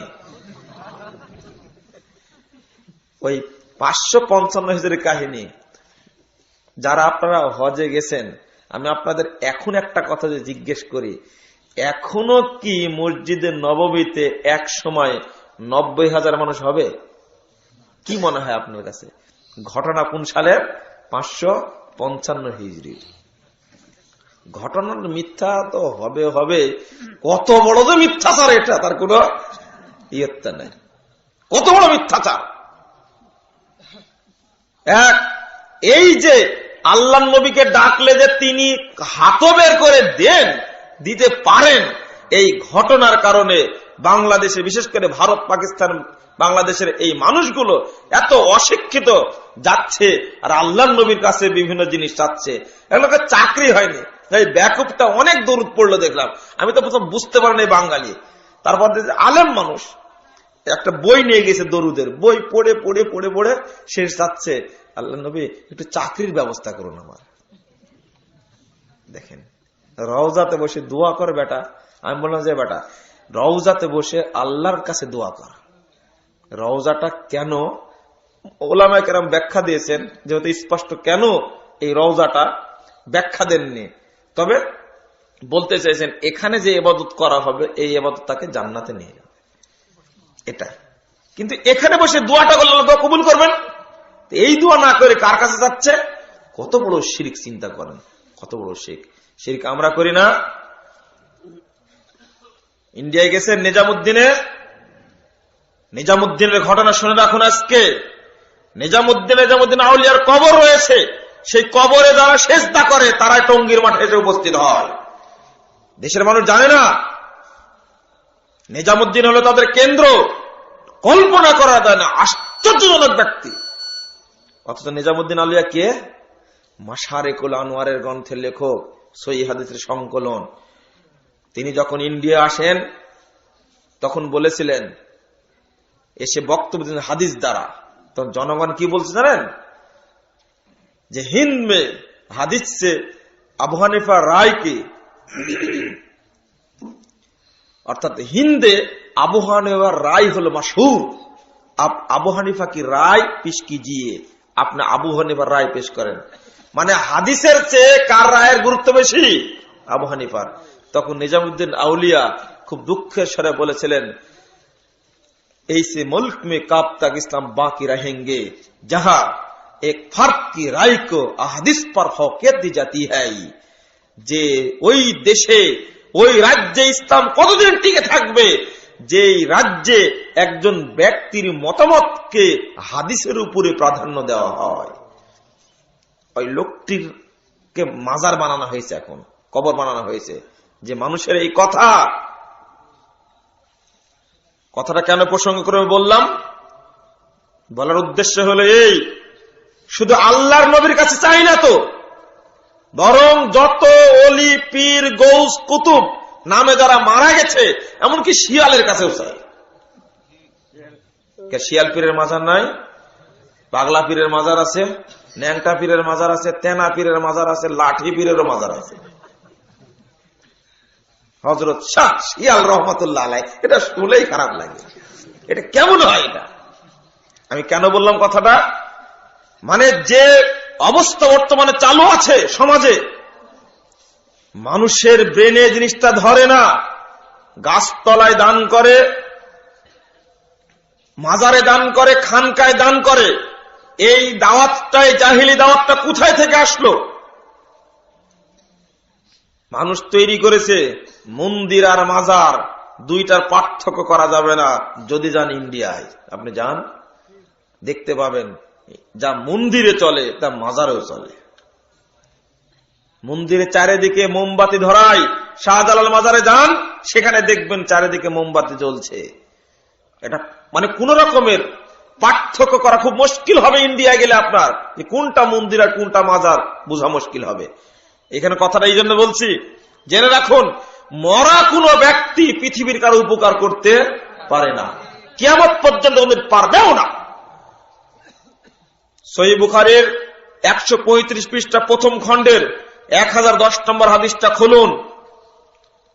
ওমর রাদিয়াল্লাহু আনহু কর্তৃক হাদিসটি বর্ণিত, ওমরে ফারুক কর্তৃক বর্ণিত হাদিসটি। তিনি বলছেন, আল্লাহুম্মা, যখন পানি হচ্ছে না তখন দোয়া করছেন সাহাবীরা, আল্লাহুম্মা ইন্না কুন্না নাতাওয়াসসালু বিনাবিয়িকা, হে আল্লাহ, আমরা এতদিন আপনার কাছে চাইতাম আপনার নবীর মাধ্যমে। ওই মদিনারই ঘটনা শুনুন, এতদিন চাইতাম আপনার নবীর মাধ্যমে পানি চাইতেন, আপনি আমাদেরকে পানি দিতেন। তা নবী মারা গেছেন, চলে গেছেন কোথায়? জীবিত চাচা আব্বাসের কাছে। এবার দোয়া করছেন, আল্লাহুম্মা ইন্না নাতাওয়াসসালু বিআম্মি নাবিয়িকা ফাসকিনা ফাইসকাউনা। রাসূল সাল্লাল্লাহু আলাইহি সাল্লামের অবস্থা বর্ণনা করছেন ওমর রাদিয়াল্লাহু আনহু। তিনি বলছেন যে এখন আমরা আপনার কাছে পানি চাচ্ছি নবীর চাচার মাধ্যমে, আপনি আমাদেরকে পানি দান করুন। আল্লাহ পানি দান করতেন। আপনি বুঝুন তো যে কি জিনিসটা। মদিনাতেই শুয়েছেন রাসূল সাল্লাল্লাহু আলাইহি সাল্লাম, আল্লাহর নবীর কবরের পাশে সাহাবা কেরাম যাননি, গেছেন কার কাছে? জীবিত চাচা আব্বাসের কাছে। পৃথিবীর আর কোন ব্যক্তি রয়েছে, কোন মুফতি রয়েছে, কোন পীর আছে, কোন আউলিয়া আছে, যদি মৃত্যু অবস্থায় রাসূল সাল্লাল্লাহু আলাইহি সাল্লাম সাহাবীদের জন্য কিছু না করতে পারেন, পৃথিবীর কোন ব্যক্তি কখনো মৃত্যু অবস্থায় কোন মানুষের উপকার করতে পারবে না। আর কোন যুক্তি কথাই নেই। শিরক শিক্ষা দিচ্ছে আমরা, শিরক শিক্ষা দিচ্ছি। আরে কবরের কাছে তো মানুষ তো মাটি দিয়েছে, আর আমরা এখন ফুল নিয়ে যাচ্ছি খাম্বার কাছে। খাম্বার কাছে যাচ্ছি, বোধ নিচে নামতে নামতে নামতে নামতে ভোগলুর গল্পের মতো হয়ে গেছে, আর নামিস না। যে না, আমাদের ভুল হচ্ছে, এই বেদাতি দাওয়াত থেকে ফিরে আসতে হবে। আল্লাহর নবী মুহাম্মদ সাল্লাল্লাহু আলাইহি সাল্লাম বাপকা বেটার পরিচয় দিলেন। ইব্রাহিম আলাইহিস সালাম বাপকে বলছেন, মা হাযি তামাসুলাতু আনতুম লাহা আকিফুন, আব্বা এই সমস্ত খাম্বার কাছে দাঁড়িয়ে তোমরা কি বলো? তখন বাপ বলছে, বেটা এগুলো বাপ দাদার কাছ থেকে পেয়েছি। তখন তিনি রাগ করে বলছেন, খুলুন সূরা আম্বিয়া 52, 53, 54, 55 আবার খুলুন। তিনি বলছেন,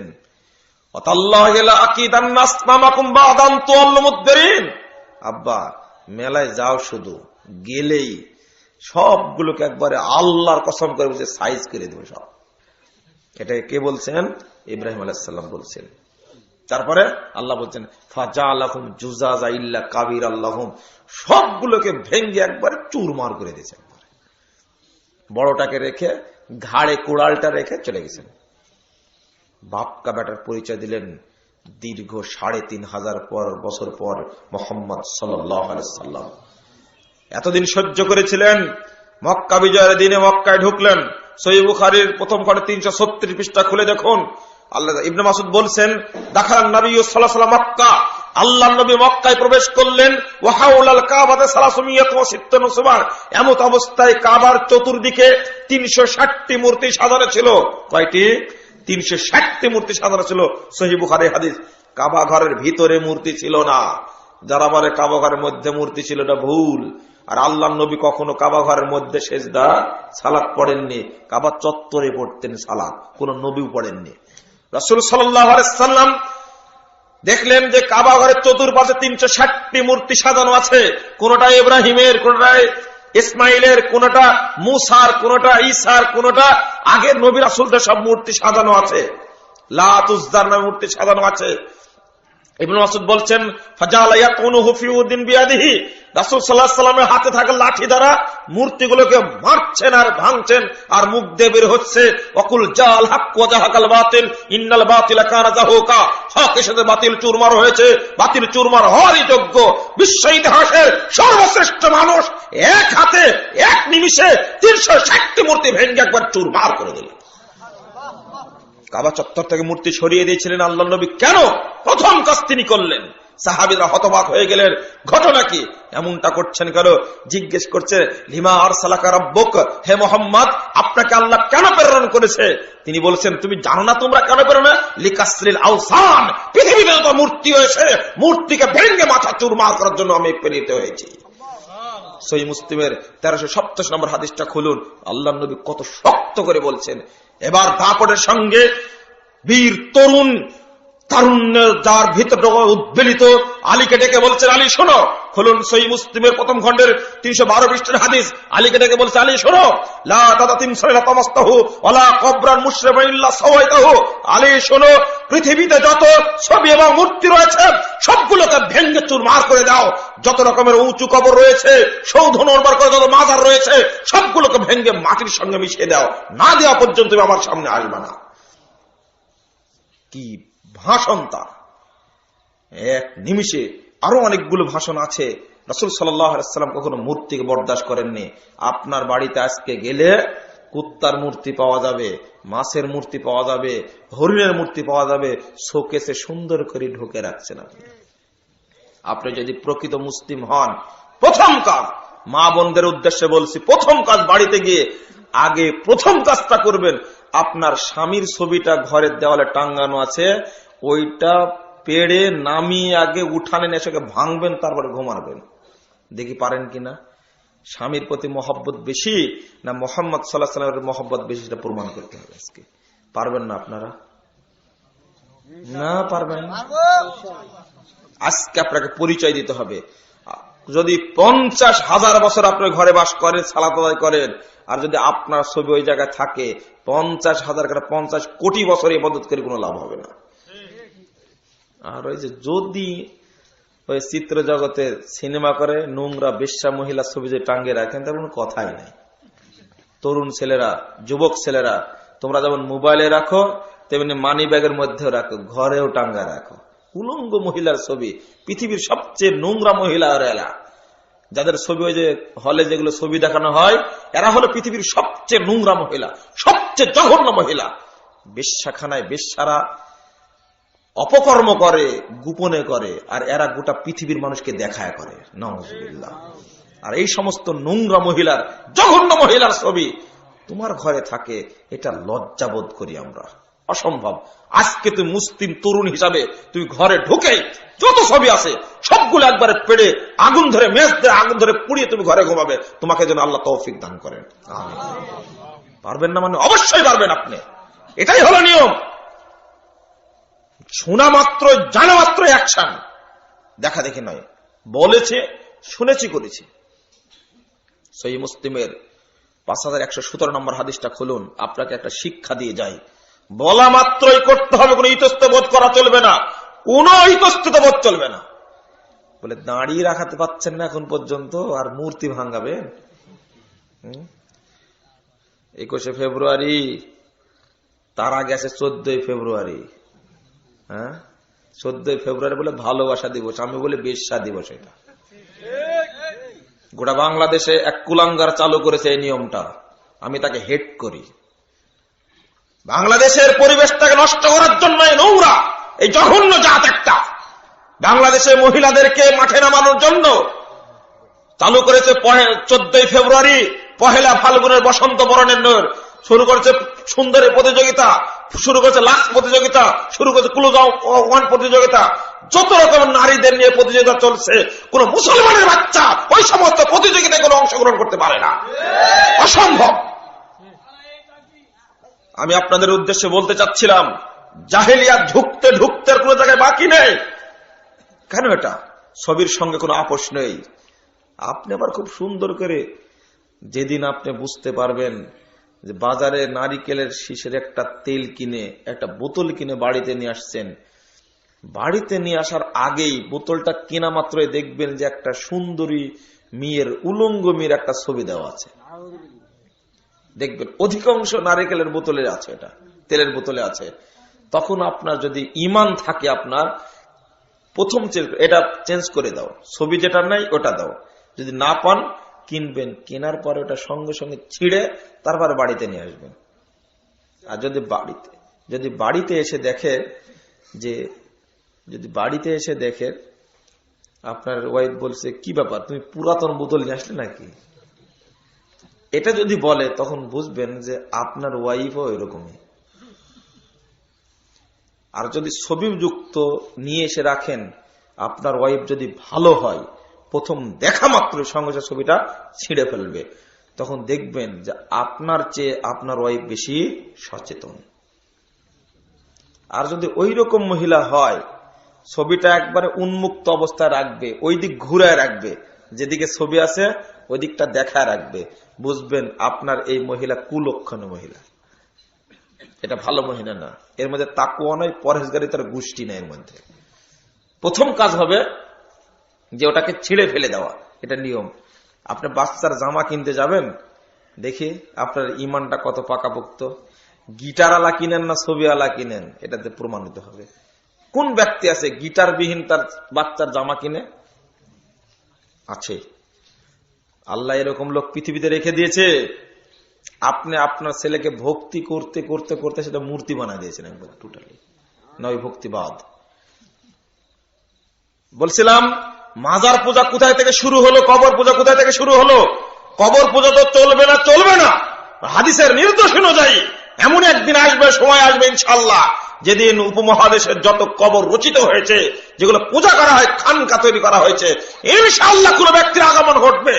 যেমন অবৈধ স্থাপনা চুরমার করা হয়, একদিন কোন মর্দ মুজাহিদ আসবে উপমহাদেশ থেকে, সেগুলো মোহাম্মদ বিন আব্দুল ওয়াহাবের মতো ভেঙ্গে সব সমান করে দেবে ইনশাআল্লাহ, কোনো সন্দেহ নাই। সেদিন কেউ রক্ষা পাবে না, কেউ পাবে না, ইনশাআল্লাহ কেউ পাবে না। এবার চলুন, বলছিলাম শিরিক ও বেদাত মুক্ত দাওয়াত আপনাকে দিতে হবে। যে বইটিতে আপনি দাওয়াত দিচ্ছেন, এই কাল কিয়ামতের মাঠে আপনি জবাব কি দিবেন? সহিহ বুখারী, সহিহ আবু দাউদের 2য় খণ্ডের 653 পৃষ্ঠায় একটা হাদিস বর্ণিত হয়েছে। 653 পৃষ্ঠার হাদিসটি আপনি মনোযোগ দিয়ে শুনুন। আপনি যেটা পড়ছেন ওটা কি পড়ছেন? মুকসুদুল মুমিনিন, নিয়ামুল কুরআন, ফাজাইল আমল, বেহেশতে জিওর।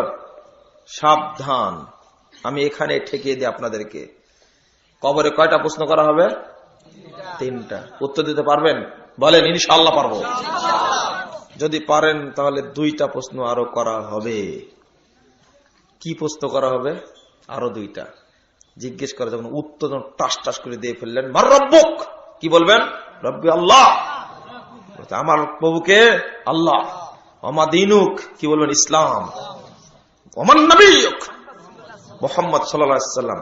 বলতে পারবেন এভাবে? এমন ভাবে বলবেন যেন 2 ফেরেশতা ভয়ে কাবু হয়ে যায়। ভয়ে কাবু হবে না, ওটা আনন্দিত হয়ে জিজ্ঞেস করবে, ওমা ইউদরিক, তোমাকে কে বলল? রব আল্লাহ, দিন ইসলাম, নবী মোহাম্মদ কে বলল? তখন কি বলবে জানেন? করার তু কিতাব আল্লাহ। আরে পারবো না মানে? আমি আল্লাহর কিতাব পড়েছিলাম, আমি তাকে সত্যায়ন করেছিলাম, তাকে চূড়ান্ত ভাবে বিশ্বাস করেছিলাম। 4র্থ প্রশ্ন, এটা যখন উত্তর দেওয়া হলো তখন বলতে আল্লাহর কিতাব পড়েছে মানে হাল রাইত আল্লাহ।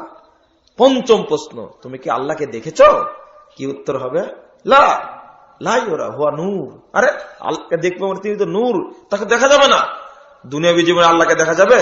আল্লাহকে দেখা যাবে কোথায়? জান্নাতে, কিয়ামতের মাঠে দেখা যাবে। প্রশ্নের উত্তর যদি দিতে পারেন, এই 3টাতে আউট আপনি।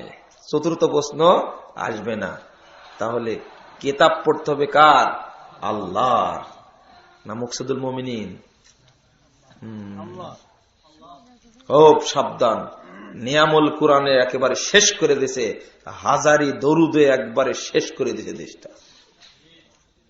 নিয়ামুল কোরআন যার বাড়িতে আছে, মুকসিদুল মুমিনিন যার বাড়িতে আছে, বেহেশতে যার বাড়িতে আছে, তাদেরকে আমি সাবধান করে বলতে যাচ্ছি, যা লেখা আছে তার অন্তত 90% কথাই মিথ্যা কথা লেখা আছে।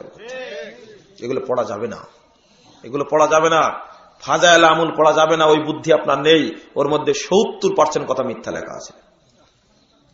মেম্বারের মধ্যে শোভা পায়, কত কথা লেখা আছে, ওগুলো কি বলবো? সবগুলো একটার পর একটা। ওটা বললাম তো অনেকগুলো, যে দাওয়াত চালু আছে সমাজে, এই দাওয়াতকে আপনাকে আবার যাচাই করতে হবে, বাছাই করতে হবে। যে সালাত চালু আছে, সালাত যাচাই করতে হবে, বাছাই করতে হবে, না হলে আপনার সালাত কবুল হবে না। বন্ধুরা আমার, একটি হাদিস শুনে রাখুন। তাবরানী আওসাত 1859 নম্বর হাদিস। রাসূল সাল্লাল্লাহু আলাইহি ওয়াসাল্লাম বলছেন, আউয়ালু মা ইউহাসাবু বিহিল আবদু ইয়াওমাল কিয়ামাহ সালাত, ফাইন সালাহাত সালাহা সাইরু আমালিহি, ফাইন ফাসাদাত ফাসাদাত সাইরু আমালিহি। আল্লাহ নবী বলেন, কাল কিয়ামতের মাঠে প্রথম তোমাকে জিজ্ঞেস করা হবে সালাত সম্পর্কে। প্রথম জিজ্ঞেস করা হবে সালাত সম্পর্কে। যদি তোমার সালাতের হিসাব সঠিক হয় তাহলে সমস্ত আমল তোমার ঠিক হবে। ওয়াইন ফাসাদাত ফাসাদাত সাইরু আমালিহি, যদি সালাতের হিসাব সঠিক না হয়, সালাত যদি তোমার নষ্ট হয়, নষ্ট বুঝেন? নষ্ট বুঝেন না। একটা কাঁঠাল কিনে নিয়ে আসছেন, কেটে দেখছেন কি পচা। পচা বুঝেননি এখনো? পচা, পোকা লাগা, একে বলে নষ্ট। আম কিনে নিয়ে আসছেন, আমটা দেখছেন কি পচা, নষ্ট। আল্লাহ নবী বলছেন, ওয়াইন ফাসাদা, তোমার সালাতটা যদি নষ্ট হয়, যদি পচা হয়, ফাসাদাত সাইরু আমালি, যত আমল করেছে সব আমলে কি হয়ে যাবে? নষ্ট হয়ে যাবে। আল্লাহু আকবার। আপনি যে সালাত আদায় করছেন, কাল কিয়ামতের মাঠে সালাত হবে অ্যাডমিট কার্ড। অ্যাডমিট কার্ড বুঝেন? ভোট দিতে গিয়ে যান আপনি, ন্যাশনাল আইডি না হলে হবে না। তাহলে ভোট দিতে যাবেন মনে হয়। অ্যাডমিট কার্ড, একটা ছেলে 1 থেকে নিয়ে কেজিও পড়েছে, নার্সারি পড়েছে, সব পড়ার পরে 10 বছর পরে পরীক্ষা দিতে যাচ্ছে। কিসের? ম্যাট্রিক পরীক্ষা দিতে যাচ্ছে, এসএসসি পরীক্ষা দিবে। ওর অঙ্ক মুখস্থ, বীজগণিত মুখস্থ, ইংরেজি, আরবি সাহিত্য, যত দ্বিতীয় পত্র, ফেকা টেকা সব ওর মুখস্থ। পরীক্ষা দিতে যাচ্ছে, কিন্তু অ্যাডমিট কার্ড নেই। পরীক্ষা দিতে পারবে? বলেন যে হলেই ঢুকতে পারবে না। পরীক্ষা তো দূরের কথা, সালাত হলো অ্যাডমিট কার্ড। যারা সালাত পড়ে না তাদের বিষয়টা তো আলাদা। যারা সালাত পড়ে সালাত নষ্ট করে তাদের অবস্থা কি হবে? সালাতের দাওয়াত দিলাম বটে, ওই সালাত মুহাম্মদ সাল্লাল্লাহু আলাইহি ওয়াসাল্লামের সালাত নয়। ওই সালাত হলো মানুষের তৈরি করা সালাত। ওই সালাত কার তৈরি করা? মানুষের তৈরি করা সালাত। ওই সালাত দিয়ে আমার কোনো কাজ হবে না। রাসূল সাল্লাল্লাহু আলাইহি ওয়াসাল্লাম বললেন, সহিহ বুখারী 631 নম্বর হাদিস, সল্লু কামা রাআইতুমুনি উসাল্লি, তোমরা ওইভাবেই সালাত আদায় করো যেভাবে আমাকে সালাত আদায় করতে দেখছো। পৃথিবীর আর অন্য কোন মানুষের তরিকায় সালাত চলবে না, আপনার খতিব সাহেবের দেখার নিয়মে সালাত চলবে না। সালাত আদায় করতে হবে রাসূলুল্লাহ সাল্লাল্লাহু আলাইহি ওয়াসাল্লামের তরিকায়। কিন্তু মসজিদে গিয়ে আপনি বসে পড়েন, যে ঢুকেই বসে পড়েন। আপনি কেন ঢুকে বসে পড়েন? এই নিয়মটা কেন? যে না, রাসূল সাল্লাল্লাহু আলাইহি ওয়াসাল্লাম বলছেন, আসলে হাদিসে আছে, নির্দেশ আছে, ফজিলত আছে, কিন্তু নাই মাযহাবে, যার কারণে আমি মানি না। একজন ব্যক্তি, যাক আলহামদুলিল্লাহ, আল্লাহ শুকরিয়া আদায় করেছি, কিছু ব্যক্তি তারা নিজেরা পড়ে এতদিন ভুল বুঝেছে, কিন্তু এখন এই অবস্থায় হঠাৎ করে তার জ্ঞানটা ফিরে পেয়েছে। এই গাজীপুরের ঘটনা বলছি, নাম বলছি না, জ্ঞানটা ফিরে পেয়েছে তার। কোনদিন বাংলাদেশ ইতিহাস ইনশাল্লাহ অন্যরকম ভাবে লিখিত হবে আশা করি ইনশাআল্লাহ। দেখতে পেয়েছে যে ঘটনা সম্পূর্ণ মিথ্যা, কি এতদিন করেছি আর কি পড়েছি, কি করেছি আর কি পড়েছি, ফিরে আসছে। তার মধ্যে একটা জিনিস, মসজিদে ঢুকে যে 2 রাকাত সালাত আদায় করতে হয়, আর এই সালাত আদায় করলে যে জান্নাতে আগেই যাওয়া যায়, এটা জানা ছিল না। বেলাল রাদিয়াল্লাহু আনহুকে রাসূল সাল্লাল্লাহু আলাইহি ওয়াসাল্লাম বলেছেন, বেলাল কি ব্যাপার? কুল্লামা দাখালতুল জান্নাহ মা দাখালতুল জান্নাহ ইল্লা শামিতু খাশখাশা। বেলাল, আমি যখনই জান্নাতে ঢুকি তখনই দেখি যে তুমি আমার সামনে দিয়ে জুতা পায়ে দিয়ে খটখট করে হেঁটে যাচ্ছ। ঘটনা কি? এটা একটা ফজিলত। রাসূল সাল্লাল্লাহু আলাইহি ওয়াসাল্লাম বললেন। এই কথা বলার পরে বেলাল বলছেন, আমি তো তেমন কোন আমল করিনি, তবে এই আযান তো সাল্লাইতু রাকাতাইন, আযান দেওয়ার পরে আমি মসজিদে ঢুকে 2 রাকাত সালাত আদায় করি। তখন ফালিল্লাহি আলাইয়া, হয়তো এই 2 রাকাতের কারণে আল্লাহ আমার মর্যাদা দিয়েছেন। আল্লাহ নবী বললেন, বিহিমা, বেলাল এই 2 রাকাত সালাতই তোমাকে আমার সামনে দিয়ে জান্নাতে হাঁটার সুযোগ দান করেছে। কই, আমি যে পড়ি না, মসজিদে ঢুকেই তো ডাইরেক্ট আমি বসে যাই। অনুমতি কোথায় পেলাম আমি? এই যে হাদিসটি বললাম, এই হাদিসটি তিরমিজি 2য় খণ্ড 209 পৃষ্ঠায় আসছে। আর একটা হাদিস সহিহ বুখারীর 444 নম্বর হাদিস, রাসূলুল্লাহ সাল্লাল্লাহু আলাইহি ওয়াসাল্লাম বলছেন, স্পষ্ট ভাষায় বলছেন, ইযা দাখালা আহাদুকুমুল মাসজিদ ফালা ইয়াজলিস হাত্তা ইসাল্লি রাকাতাইন। তোমাদের মধ্যে কেউ যখন মসজিদে ঢুকবে সে যেন না বসে যতক্ষণ 2 রাকাত সালাত আদায় না করবে। এই হাদিস থাকতে আমি 50 বছর যাবত আমিরগিরি করলাম তাবলীগের, কিন্তু হাদিস আমল করতে পারলাম না। ওই সালাত, কার সালাত পড়েছেন? যদি রাসূলের সালাত না হয়, কিয়ামত পর্যন্ত ওই সালাত পড়ে কোনো লাভ হবে না, কখনোই হবে না। আমি বুঝতে পারছি না। রাসূল সাল্লাল্লাহু আলাইহি ওয়াসাল্লাম বলছেন, মসজিদে ঢোকা শুধু নয়, সালাত তো পড়তেই হবে। যখন জামাতের সঙ্গে সালাত পড়বে, পায়ের সঙ্গে পা, টাকনুর সঙ্গে টাকনু, কাঁধে কাঁধ মিলিয়ে, এই হাঁটুর সাথে হাঁটু মিলিয়ে কাতারে দাঁড়াতে হবে। কত হাদিস বর্ণিত হয়েছে, ফজিলত আছে। আমি বলছিলাম সহিহ ফজিলত আছে, কিন্তু আমরা মানি না। সহিহ ফজিলত আছে কিন্তু মানি না। রাসূল সাল্লাল্লাহু আলাইহি ওয়াসাল্লাম স্পষ্ট ভাষায় বলছেন, মান সাদ্দা ফুরজাতান ফি সাফফিন রাফাল্লাহু লাহু দারাজাতান ওয়া বানাল্লাহু লাহু বাইতান ফিল জান্নাহ। তাবরানী আওসাত 5797 নম্বর হাদিস। যে ব্যক্তি কাতারে দাঁড়ানোর সময় পায়ের সঙ্গে পা মিলিয়ে দাঁড়াবে, ফাঁক বন্ধ করে দাঁড়াবে, ওই ব্যক্তির জন্য আল্লাহ রাব্বুল আলামিন মর্যাদা বৃদ্ধি করে দিবেন এবং তার জন্য জান্নাতে একটি ঘর তৈরি করবে। কে মানে এটা? এই হাদিস কে মানে? না, মানতে চায় না। শুধু তাই নয়, কালকে 2532 নম্বর হাদিস সিলসিলা সহিহের মধ্যে আসছে। হাদিসটা হঠাৎ করে পেয়ে গেলাম। যতক্ষণ কোন ব্যক্তি পরস্পরে দাঁড়িয়ে সালাতের ফাঁক বন্ধ করে, ততক্ষণ ফেরেশতারা তার উপরে নেকি বর্ষণ করতে থাকে। ইয়ানজিলু আলাইহিমুল বির। রাসূল সাল্লাল্লাহু আলাইহি ওয়াসাল্লাম বলছেন, তাদের উপরে ফেরেশতারা নেকি বর্ষণ করতে থাকে।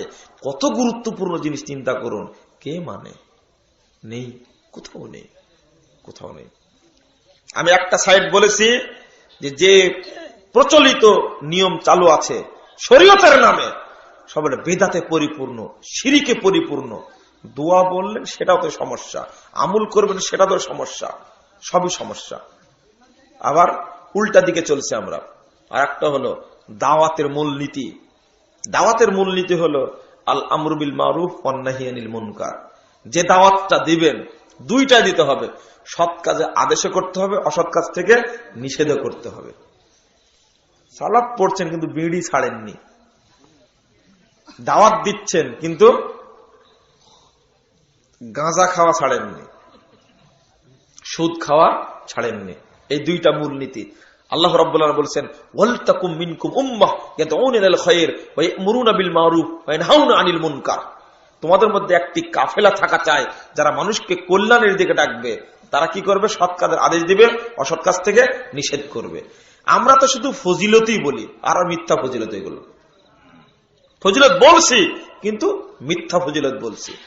বন্ধুরা আমার, হয়তোবা মিথ্যা ফজিলত বলতে বলতে আপনাদের বেশি বলা হয়ে গেল না, অসংখ্য মিথ্যা ফজিলত রয়েছে। মেসাক করে যে সালাত পড়া হয় আর মেসাক বিহীন যে সালাত পড়া হয়, পার্থক্য কত? 70 গুণ। হাদিস যে জাল না, এখানে কোনো ফজিলত নাই। তবে একটা ফজিলত বর্ণিত হয়েছে তাবরানী কাবিরের মধ্যে, যে ব্যক্তি মেসওয়াক করে সালাতে দাঁড়ায়, রাসূল সাল্লাল্লাহু আলাইহি ওয়াসাল্লাম বলছেন একজন ফেরেশতা ওই মুসল্লির মুখের সাথে মুখ লাগিয়ে দিয়ে তার তেলাওয়াত শুনে। তাহলে মেসাকের গুরুত্ব আছে। আমি হাদিসটা উল্লেখ করেছি বইটার মধ্যে, আমি ওইদিকে আগাচ্ছি না। আমি একটু ইঙ্গিত দিতে চাইলাম যে কত রকমের মিথ্যা ফজিলত আছে সমাজে, কত রকমের আছে। আমি সহিহ ফজিলতটা মানি না, কিন্তু মিথ্যাটা মানি। শবে বরাতের সিয়াম পালন করা হয় বাংলাদেশে, একদিন করা হয় না? শবে মেরাজেরও করা হয়, কিন্তু সহিহ ফজিলত যেটা সেটা করি না। যে শবে বরাতের 15 শাবান তো হাদিসে নেই, এই পালন করলে পাপ হবে। 27 রজবের সিয়াম শরীয়তে নেই, পালন করলে পাপ হবে। পক্ষান্তরে যেটা আছে সেটা করি না। যেদিন মক্কায় হজ হয়, আরাফার দিনে সিয়াম যে ব্যক্তি করবে, সহিহ মুসলিমের 397 পৃষ্ঠা হাদিসটা খুলুন। মুহাম্মদ সাল্লাল্লাহু আলাইহি সাল্লাম বলছেন, যে ব্যক্তি আরাফার দিনের একটা সিয়াম পালন করবে, আরাফার দিনে একটা সিয়াম পালন করবে, আহতাসিবাল্লাহি আইয়ুকাফফিরা সালাতাল্লাতি ক্বাবলাহু ওয়াস সানাতাল্লাতি বাদাহু, একটা সিয়াম পালন করলে বিগত বছরের 1 বছর, সামনে 1 বছর যত পাপ করবে সব আল্লাহ ক্ষমা করে দেবে। কেউ করে না এটা, ওটা তুলি না, ওটা নাই। এই জন্য কিন্তু ছুটি ঘোষণা করা হয় না। আরাফার দিনে, হজের দিনে ছুটি ঘোষণা করা হয় না। বাংলাদেশে ছুটি ঘোষণা করা হয় 12ই রবিউল আউয়াল, শিরিকের দিনে। দিবস পালন করা হলো শিরিক, দিবস পালন করা শিরিক। ওখানে কোনো টাকা দেওয়া শিরিক, ওখানে কোনো অনুষ্ঠান করা, আয়োজন করা শিরিক। আপনি কি বুকে হাত দিয়ে বলতে পারবেন আপনার ছেলে জন্মদিন পালন করেন না, আপনি ম্যারেজ ডে পালন করেন না? আপনার না করলে আপনার স্ত্রী করে না। জন্ম দিবস, মৃত্যু দিবস, বাপের হোক আর মায়ের হোক আর ছেলের হোক, সবগুলো শিরিক। ওই দিনের পূজা করা চলবে না, কোনো হাদিস নাই। বলছিলাম দাওয়াতের মূলনীতি সংক্ষেপে বলছি। আপনি যেমন সালাতের দাওয়াত দিবেন, তেমনি সুদের বিরুদ্ধে কথা বলবেন। আপনি যেমন যাকাতের দাওয়াত দিবেন, তেমনি আপনাকে হারামের বিরুদ্ধে কথা বলতে হবে। আপনি যাকাতের ফজিলত ঠিকই বর্ণনা করছেন, কিন্তু ঘুষের বিরুদ্ধে বলছেন না, যে হারামের বিরুদ্ধে বলছেন না, যে দুইটাই বলতে হবে। রাসূলুল্লাহ সাল্লাল্লাহু আলাইহি ওয়াসাল্লাম দুইটাই বলে গেছেন। আপনি সালাত আদায় করলেন বটে, বেরিয়ে গেলে সুদ খেলেন, সালাত থাকবে আর না, শেষ। এটাই দুঃখের বিষয়। টঙ্গীর মাঠে বয়ান হয় শুধু ফজিলতের প্রতি, আর পজিটিভ নেগেটিভ কখনো বলা হয় না। এটা খুব কষ্টকর।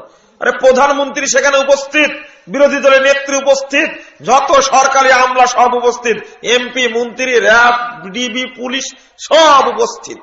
ভাষণ হবে আধা ঘন্টা, শেষ সময়ে ভাষণটা কি ভাষণ হবে? ভাষণ হবে কিছু পরিষ্কার কথা হবে। ভাষণ হবে কয়েকটা বিষয়। 1 নম্বর বিষয় হলো এই সমাজে বাংলাদেশের আনাচে কানাচে যত মূর্তি আর মাজার রয়েছে সবগুলো ভেঙে ফেলে দিতে হবে, একটা। 2 নম্বর, সবগুলো নেত্রী মহিলা, সব জায়গায় মহিলা বসে আছে। প্রথম শর্ত, মুহাম্মদ সাল্লাল্লাহু আলাইহি ওয়াসাল্লাম বলেছেন, যদি কেউ সুদ খায় তাহলে নিম্নতর গুনাহ হলো মায়ের সঙ্গে পাপ করা, জিনা করা। সুতরাং প্রধানমন্ত্রী মহিলা, বিরোধী দলের নেত্রী একজন মা, প্রধানমন্ত্রী মা, কৃষিমন্ত্রী মা, পররাষ্ট্রমন্ত্রী আগে ছিলেন, তিনি হলেন মা। কি মানা? স্বরাষ্ট্রমন্ত্রী ছিলেন, তিনি একজন মহিলা, মায়ের পেট থেকে জন্ম নিয়েছে। সুতরাং এখনই সময়, এক বাক্যে আগামী সংসদে বসে বাংলাদেশ থেকে সুদকে করে ঝাঁটা দিয়ে তাড়া পেটাতে হবে। কি হয় না? এটা বলা যায় না, বললেই সমস্যা, তাই না? কেন একদিন বলে 50 বছর ইস্তেমা না হোক আপত্তি আছে? পারমিশন দেবে না, তাই না? দিবে, পারমিশন দিবে না মানে দিবে। শুধু একটা বেদাত বাদ দেন, ওখানে আর কেউ আসবে না। বুঝতে পারেননি?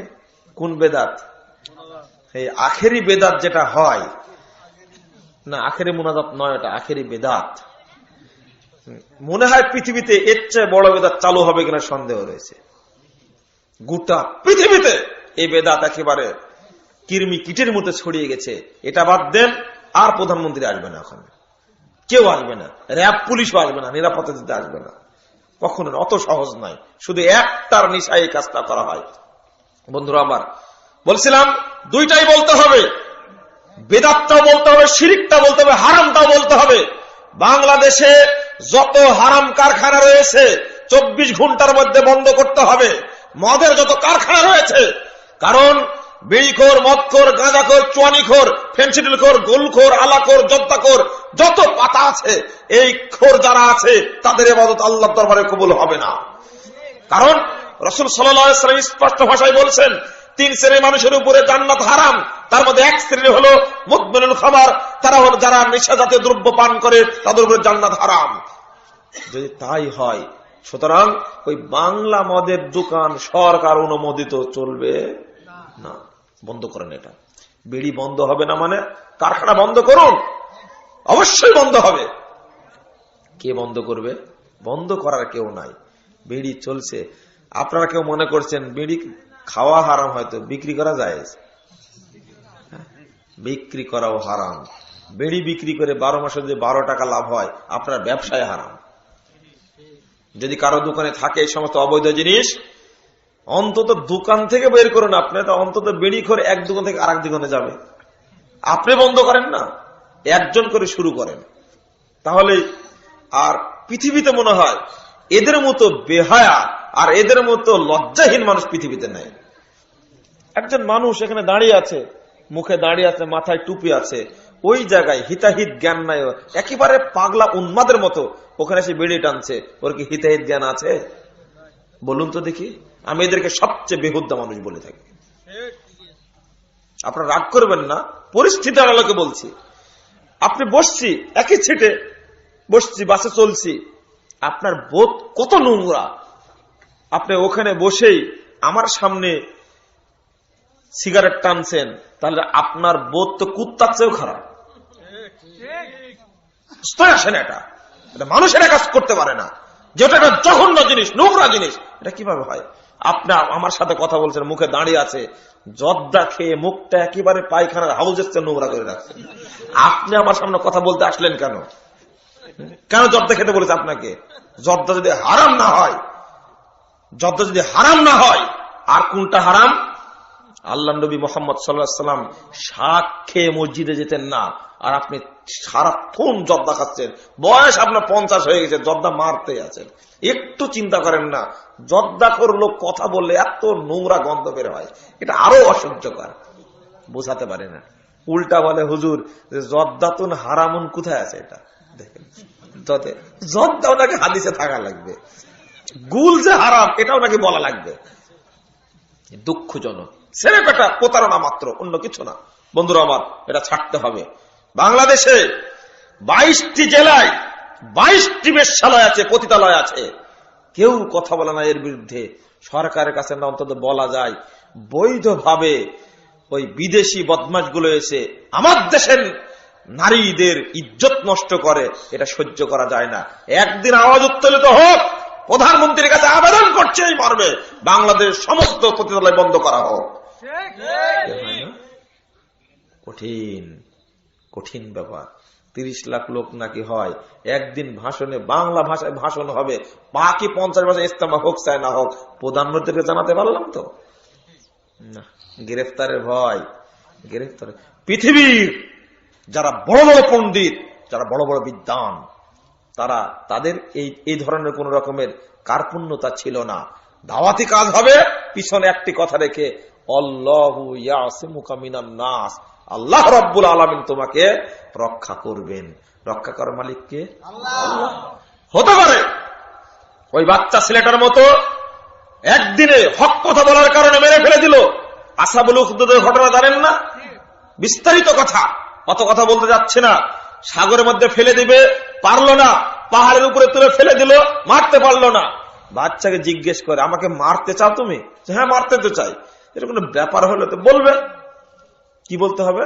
তীরটা টাক করে শুধু বলবে বিসমিল্লাহ রব্বে হাদাল গুলাম। তো এটা কোনো ব্যাপার? শর্ত একটা, সব মানুষকে জড়ো করেন। আমি বলছি তীরটা মারবে সব মানুষের উপস্থিতিতে, শুধু বলল বিসমিল্লাহ রব্বি হাজাল গুলাম বলে তীরটা মারলো, ছেলেটার ভিতরে তীর লেগে ছেলেটা মারা গেল। মারা যাওয়া মাত্রই ৭০,০০০ মানুষ একসঙ্গে ইসলাম গ্রহণ করলো। এবার কি হলো? কি ৭০ বছর যাবৎ দাওয়াতি কাজ করে করতে পারত না? এটাই সূরা বুরুজ, আসহাবুল উখদুদ, এই আয়াতের শানে নজর। সহিহ মুসলিম বিরাট হাদিস বর্ণিত হয়েছে। এক তীরে একজন মৃত্যু হলো, কিন্তু কয়জন মানুষ হেদায়েত হয়ে গেল? ৭০,০০০। সহ্য করলেন রাজা, একেবারে গর্ত করে দাও দাও করে আগুন জ্বলছে, সবাইকে ফেলে দিল। একজন মা দুধের বাচ্চা কোলে রেগে আছে, কিন্তু মা ঝাঁপ দিতে পারে, নিজে মরতে পারে, বাচ্চা হঠাৎ করে দুধের বাচ্চার মুখ খুলে গেছে। হে আমার মা, ইসবিরি ওয়ানতি আলাল হক, মা তুমি ধৈর্য ধারণ করো, তুমি হকের উপরে আছে। বলা মাত্র এই বাচ্চা নিয়ে মা ঝাঁপ দিয়ে দিল। এই ৭০,০০০ মানুষ একসঙ্গে জান্নাতে চলে গেছে। দেখেন, এটা হল ইমানের বল। হক কথা বলে যদি মরেও যায়, তাহলে পরবর্তী প্রজন্ম জানবে, হয়তো সবাই ইমানও আনতে পারে না। ইবনে তাইমের মতো মর্দ মুজাহিদ ব্যক্তি একদিন নয়, 2 দিন নয়, 12টি বছর জেলখানায় থেকেছেন। 8টি প্রদেশ থেকে বহিষ্কার করা হয়েছে, অবশ্যই ঠাঁই হয়েছে জেলখানায়। জেলখানায় না খেয়ে শুকিয়ে শুকিয়ে একবারে মেরে ফেলা দেওয়া হলো তাকে, খাওয়া পায়নি। যখন মৃত্যু অবস্থায় জেলখানা থেকে বেরিয়ে আসছে, তখন যেটা ঘটনা ঘটলো, লাখো লাখো মানুষ জানাজায় হাজির হয়েছে, 10 লক্ষ মানুষ জানাজায় হাজির হয়েছে, 2 লক্ষ মহিলা হয়েছে। শাসক এসে ইবনে তাইমিয়ার পা ধরে বলছে, ইবনে তাইমিয়া, আহমদ, আমি তোমাকে চিনতে পারিনি, তুমি আমাকে ক্ষমা করো। এই দৃশ্য দেখে সিরিয়ার সেই সময় 1,60,000 ইহুদি একদিন ইসলাম গ্রহণ করে। কি লাভ হয়নি? মরেও বিজয়, মরেও বিজয়। বন্ধুরা আমার, শুধু একটি নয়, 2টাই বলতে হবে। সমাজে নির্ভেজাল ইসলামটা মানতে হবে। যদি বেদাতি দলের অন্তর্ভুক্ত হয়ে যান, রাসূলের সুপারিশ পাওয়া যাবে না। রাসূলের সুপারিশ পাওয়া যাবে না। বেদাতে আমল যদি করেন, রাসূলের সুপারিশ পাওয়া যাবে না। সুতরাং আমি আপনাদের বলছি, নির্ভেজাল দাওয়াত দিয়ে যান এবং নির্ভেজাল ইসলামকে মানার চেষ্টা করুন। আল্লাহ আমাদের তৌফিক দান করুন, আল্লাহুম্মা আমিন। বন্ধুরা আমার, অনেক প্রশ্ন করেছেন আপনারা, আমি সংক্ষেপে উত্তর দিয়ে যাচ্ছি। তবে এক ভাই বললেন, আমাদের লিখিত বইপত্রগুলো আছে, বইপত্র আপনারা সংগ্রহ করবেন। বক্তব্য একদিন হয় বছরে, কিন্তু ইলম কি শুধু একদিনের প্রয়োজন না। বই কাছে রাখবেন, দলিল সহ আমল করবেন। আর সালাদ শুদ্ধ করার জন্য জাল সালাদ বইটি আপনারা কিনলে 2টা পাবেন, যেটা পচা জিনিস সেটাও পাবেন, আর যেটা ভালো ওইটাও পাবেন। 2টা পাশাপাশি উল্লেখ করা আছে। আপনার কোনো আলেম, কোনো হুজুর বিভ্রান্ত করতে পারবে না ইনশাআল্লাহ, আশা করি। আর আমার কাছে তাওহীদের ডাক একটা পত্রিকা নিয়ে আসছি আমরা, যুবকদের, তরুণদের জন্য, মাত্র 20 টাকা দাম, প্রতি মাসে বের হয়। আপনারা সেই তাওহীদের ডাকটা মাসে মাসে সংগ্রহ করে, 2 মাস অন্তর বের হয়, সংগ্রহ করে সেটা পড়ার চেষ্টা করবেন। তরুণদের মেধাকে জাগানোর জন্যই মূল উদ্দেশ্য। মাত্র কয়েকটা কপি নিয়ে আসছি, আপনারা নিয়ে যাবেন। বর্তমানে নেটওয়ার্ক সিম বিক্রির জন্য অবৈধভাবে রেজিস্ট্রেশন করা হয়, এটা কি হালাল হবে? নিজেই বলছেন অবৈধভাবে, তো কেমনে হালাল হবে এটা?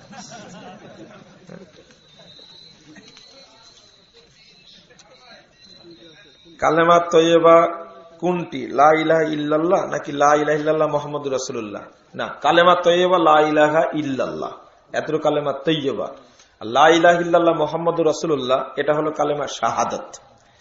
অনেকেই বলে লা ইলাহা ইল্লাল্লাহ মুহাম্মাদুর রাসূলুল্লাহ বলা যাবে না, এটা ভুল কথা। বরং ভাষাটা হলো শাহাদাতে আল্লাহ ইলাহা ইল্লাল্লাহ ওয়া আন্না মুহাম্মাদার রাসূলুল্লাহ, ভাষাটা এরকম। কিন্তু ওইদিকে শাহাদাত শব্দটা না থাকার কারণে লা ইলাহা ইল্লাল্লাহ হয়েছে, আর ওয়া আন্না শব্দটা ওই শাহাদাত শব্দ উঠে যাওয়ার কারণে ওয়া আন্না শব্দ নাই, যার কারণে দুটো শব্দ একত্রিত হয়ে গেছে। বহু আলেম উলামা মুহাদ্দিসগণ উল্লেখ করেছেন এই বাক্যটা বলা যাবে না, এর কথা ঠিক নয়। তবে কালেমায়ে শাহাদত, জিকির চলবে না। কথা কি পরিষ্কার? ওই যে হুজুরের চা খায়ার বলে লা ইলাহা ইল্লাল্লাহ, লা ইলাহা ইল্লাল্লাহ, শেষে বলে কি লা ইলাহা ইল্লাল্লাহ মুহাম্মাদুর রাসূলুল্লাহ, এটা ঠিক নয়। মুহাম্মদ কি মানুষ না? সুতরাং তার নামে জিকির হবে না। শুধু লা ইলাহা ইল্লাল্লাহ এটা জিকির হবে, তো শুধু জাল সাথে না, সব সময় মুখে মুখে উচ্চারিত হবে। বিশ্ব ইজতেমা জায়েজ না নাজায়েজ, এই প্রসঙ্গে কিছু অবশ্যই বলবেন। বলা তো হয়ে গেছে, এই ইজতেমা যাওয়া যাবে না, সহযোগিতা করা যাবে না, এবং কোন রকমের এর উপরে প্রচারণা চালানো যাবে না। সম্পূর্ণ বেদাতে পরিপূর্ণ, এই ব্যাপারে আপনারা সাবধান থাকবেন। জুমার আজান কয়টি? জুমার আজান একটি আজান দিতে হবে। উসমান রাদিয়াল্লাহু আনহু শুধু কারণে জাওরা নামক বাজারে আজান চালু করেছিলেন। মসজিদ নববী থেকে মাত্র 1.5 কিলো দূরে জাওরা বাজারে চালু করেছিলেন, এছাড়া অন্য কোন জায়গায় চালু হয়নি। সুতরাং এটা স্থানের জন্য আজও চলবে। এমন কোন মসজিদ যদি থাকে যেখানে আজান হচ্ছে, বাজারের লোক শুনছে না, তাহলে ওখানে আরেকটা আজান দেওয়া যাবে, আপত্তি নেই।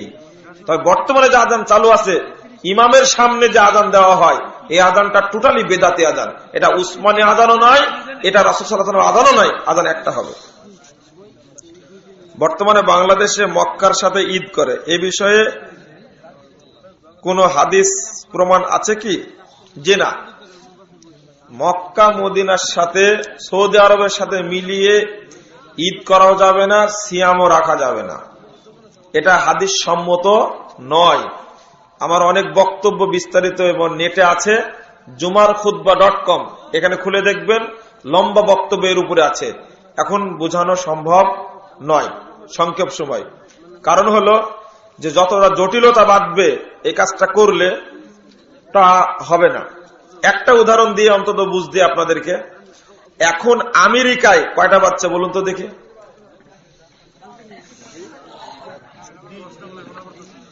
আমাদের দেশে বাচ্চা 12টা, আমেরিকায় কত বাচ্চা? দিন 12টা, তাই না? যদি সৌদি আরবের সাথে ঈদ করতে চায়, তাহলে কোনদিনই আমেরিকার মানুষ 30টা সিয়াম পালন করতে পারবে না, কোনদিনই পারবে না। আপনি বলবেন কিভাবে? যখন আমাদের দেশের চাঁদ দেখা যাবে সৌদি আরবে, তখন সৌদি আরবে যখন চাঁদ দেখা যাবে তখন আমার দেশে রাত 10টা। এবার আপনি বলুন আমেরিকায় তখন সকাল কয়টা? সকাল 10টা। চাঁদ দেখা গেছে, সৌদি আরবে চাঁদ দেখা গেল, আমার দেশে রাত 10টা, আমেরিকায় দিন 10টা। এবার আপনি বলেন আমেরিকার মানুষ ঈদের সিয়ামের চাঁদ দেখার পরে খানা খাবে না ওইভাবে থাকবে? বলুন দেখি। অনুরূপ ভাবে ঈদের চাঁদ দেখা গেল সৌদি আরবে, আমার দেশে রাত 10টা, কিন্তু আমেরিকায় তখন দিন 10টা, তারা তো সিয়াম রাখছে, ঈদের চাঁদ দেখা গেছে। এবার বলুন আমেরিকার লোক সিয়াম রাখবে না ভেঙে ফেলে দেবে? পারবে না। আরো অনেক যুক্তি দিয়ে আমি বক্তব্য দিয়েছি, হাদিসও মিলে না, আবার যুক্তিও মিলে না, এটা চলবে না। বর্তমানে আমাদের দেশে বিবাহের উপহার গ্রহণ করা হয়, এসব ইসলামে সমর্থন করে নাকি? না, বিবাহের দিনে উপহার গ্রহণ করা ঠিক নয়, এটা একটা হিন্দুয়ানি প্রথা হয়ে গেছে। বরং কোন ব্যক্তি যদি দরিদ্র হয় তার বিবাহ তোলার জন্য আপনারা সহযোগিতা করতে পারবেন, ওই দিনে নয়, অলিমায় সহযোগিতা করা। নিজের পিতা ছাড়া কাউকে পিতা বলে স্বীকার করা যাবে না, তাহলে শ্বশুরকে কি বলবে? আচ্ছা, প্রশ্নটা আপনারা এটা করেন কেন? আপনি প্রশ্ন করবেন যে আমার স্ত্রী আমার বাপকে কি বলবে। কথা কি বুঝাতে পারলাম? প্রশ্নটা করবেন যে আমার স্ত্রী আমার আব্বাকে কি বলবে। ও, নিজের ক্ষেত্রে আপনার সমান, শ্বশুরের ক্ষেত্রে প্রশ্ন কেন? আপনি প্রশ্ন করেন আমার ওয়াইফ আমার আব্বাকে কি বলে সম্বোধন করবে, তখন ফলাফল বেরিয়ে যাবে। জি, শ্বশুরকে আব্বা বলা যাবে, শাশুড়িকে আম্মা বলা যাবে। কারণ আপনি আমাকে ভাই বলেন কেন, আর আমার বাপকে আপনি চাচা বলেন কেন? কোথায় দলিল আছে আপনার? এটা কথাটা শুনেন, আমাকে ভাই বলছেন আর আমার পাশে আমার আব্বা আছে, তা কি বলবেন? কেন চাচা বলবেন? দলিল আছে? ও থামেন, আমার দাদা বসে আছে, তা কি বলবেন? আবার উত্তর দেন না একটু। তিন রকম হলে কেন? তিনজনে তো মুসলমান, বলেন কুল্লু মুসলিমের ইখওয়াতুন, সব মুসলিম ভাই ভাই।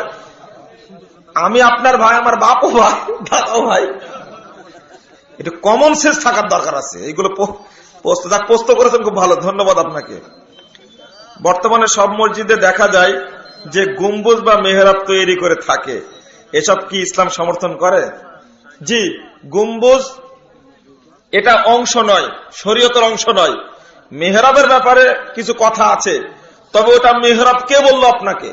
মেহরাব ছাড়াও মসজিদ হবে, মেহরাব ছাড়াও মসজিদ হবে, কোনো আপত্তি নেই। ওটা হলো ইমাম দাঁড়ানোর স্থান, নট মেহরাব। ওটা কি? ইমাম দাঁড়ানোর স্থান। আপনি ওটা করতেও পারেন, নাও পারেন, কোনো সমস্যা নেই। আল্লাহ আমাদেরকে সঠিক হক বুঝার তৌফিক দান করুন, আল্লাহুম্মা আমিন। আল্লাহ রাব্বুল আলামিন আমাদের আজকের প্রোগ্রামকে কবুল করে নিন, আমিন। সুবহানাক আল্লাহুম্মা বিহামদিকা আশহাদু আল্লা ইলাহা ইল্লা আনতা আস্তাগফিরুকা ওয়া আতুবু ইলাইকা। এক হাতে মুসাফা হবে, দুই হাতে নাই। দোয়াটা বলেন আমার সঙ্গে, সুবহানাক আল্লাহুম্মা ওয়া বিহামদিকা আশহাদু আল্লা ইলাহা ইল্লা আনতা আস্তাগফিরুকা ওয়া আতুবু ইলাইকা। ওয়াসসালামু আলাইকুম ওয়া রাহমাতুল্লাহি ওয়া বারাকাতুহু।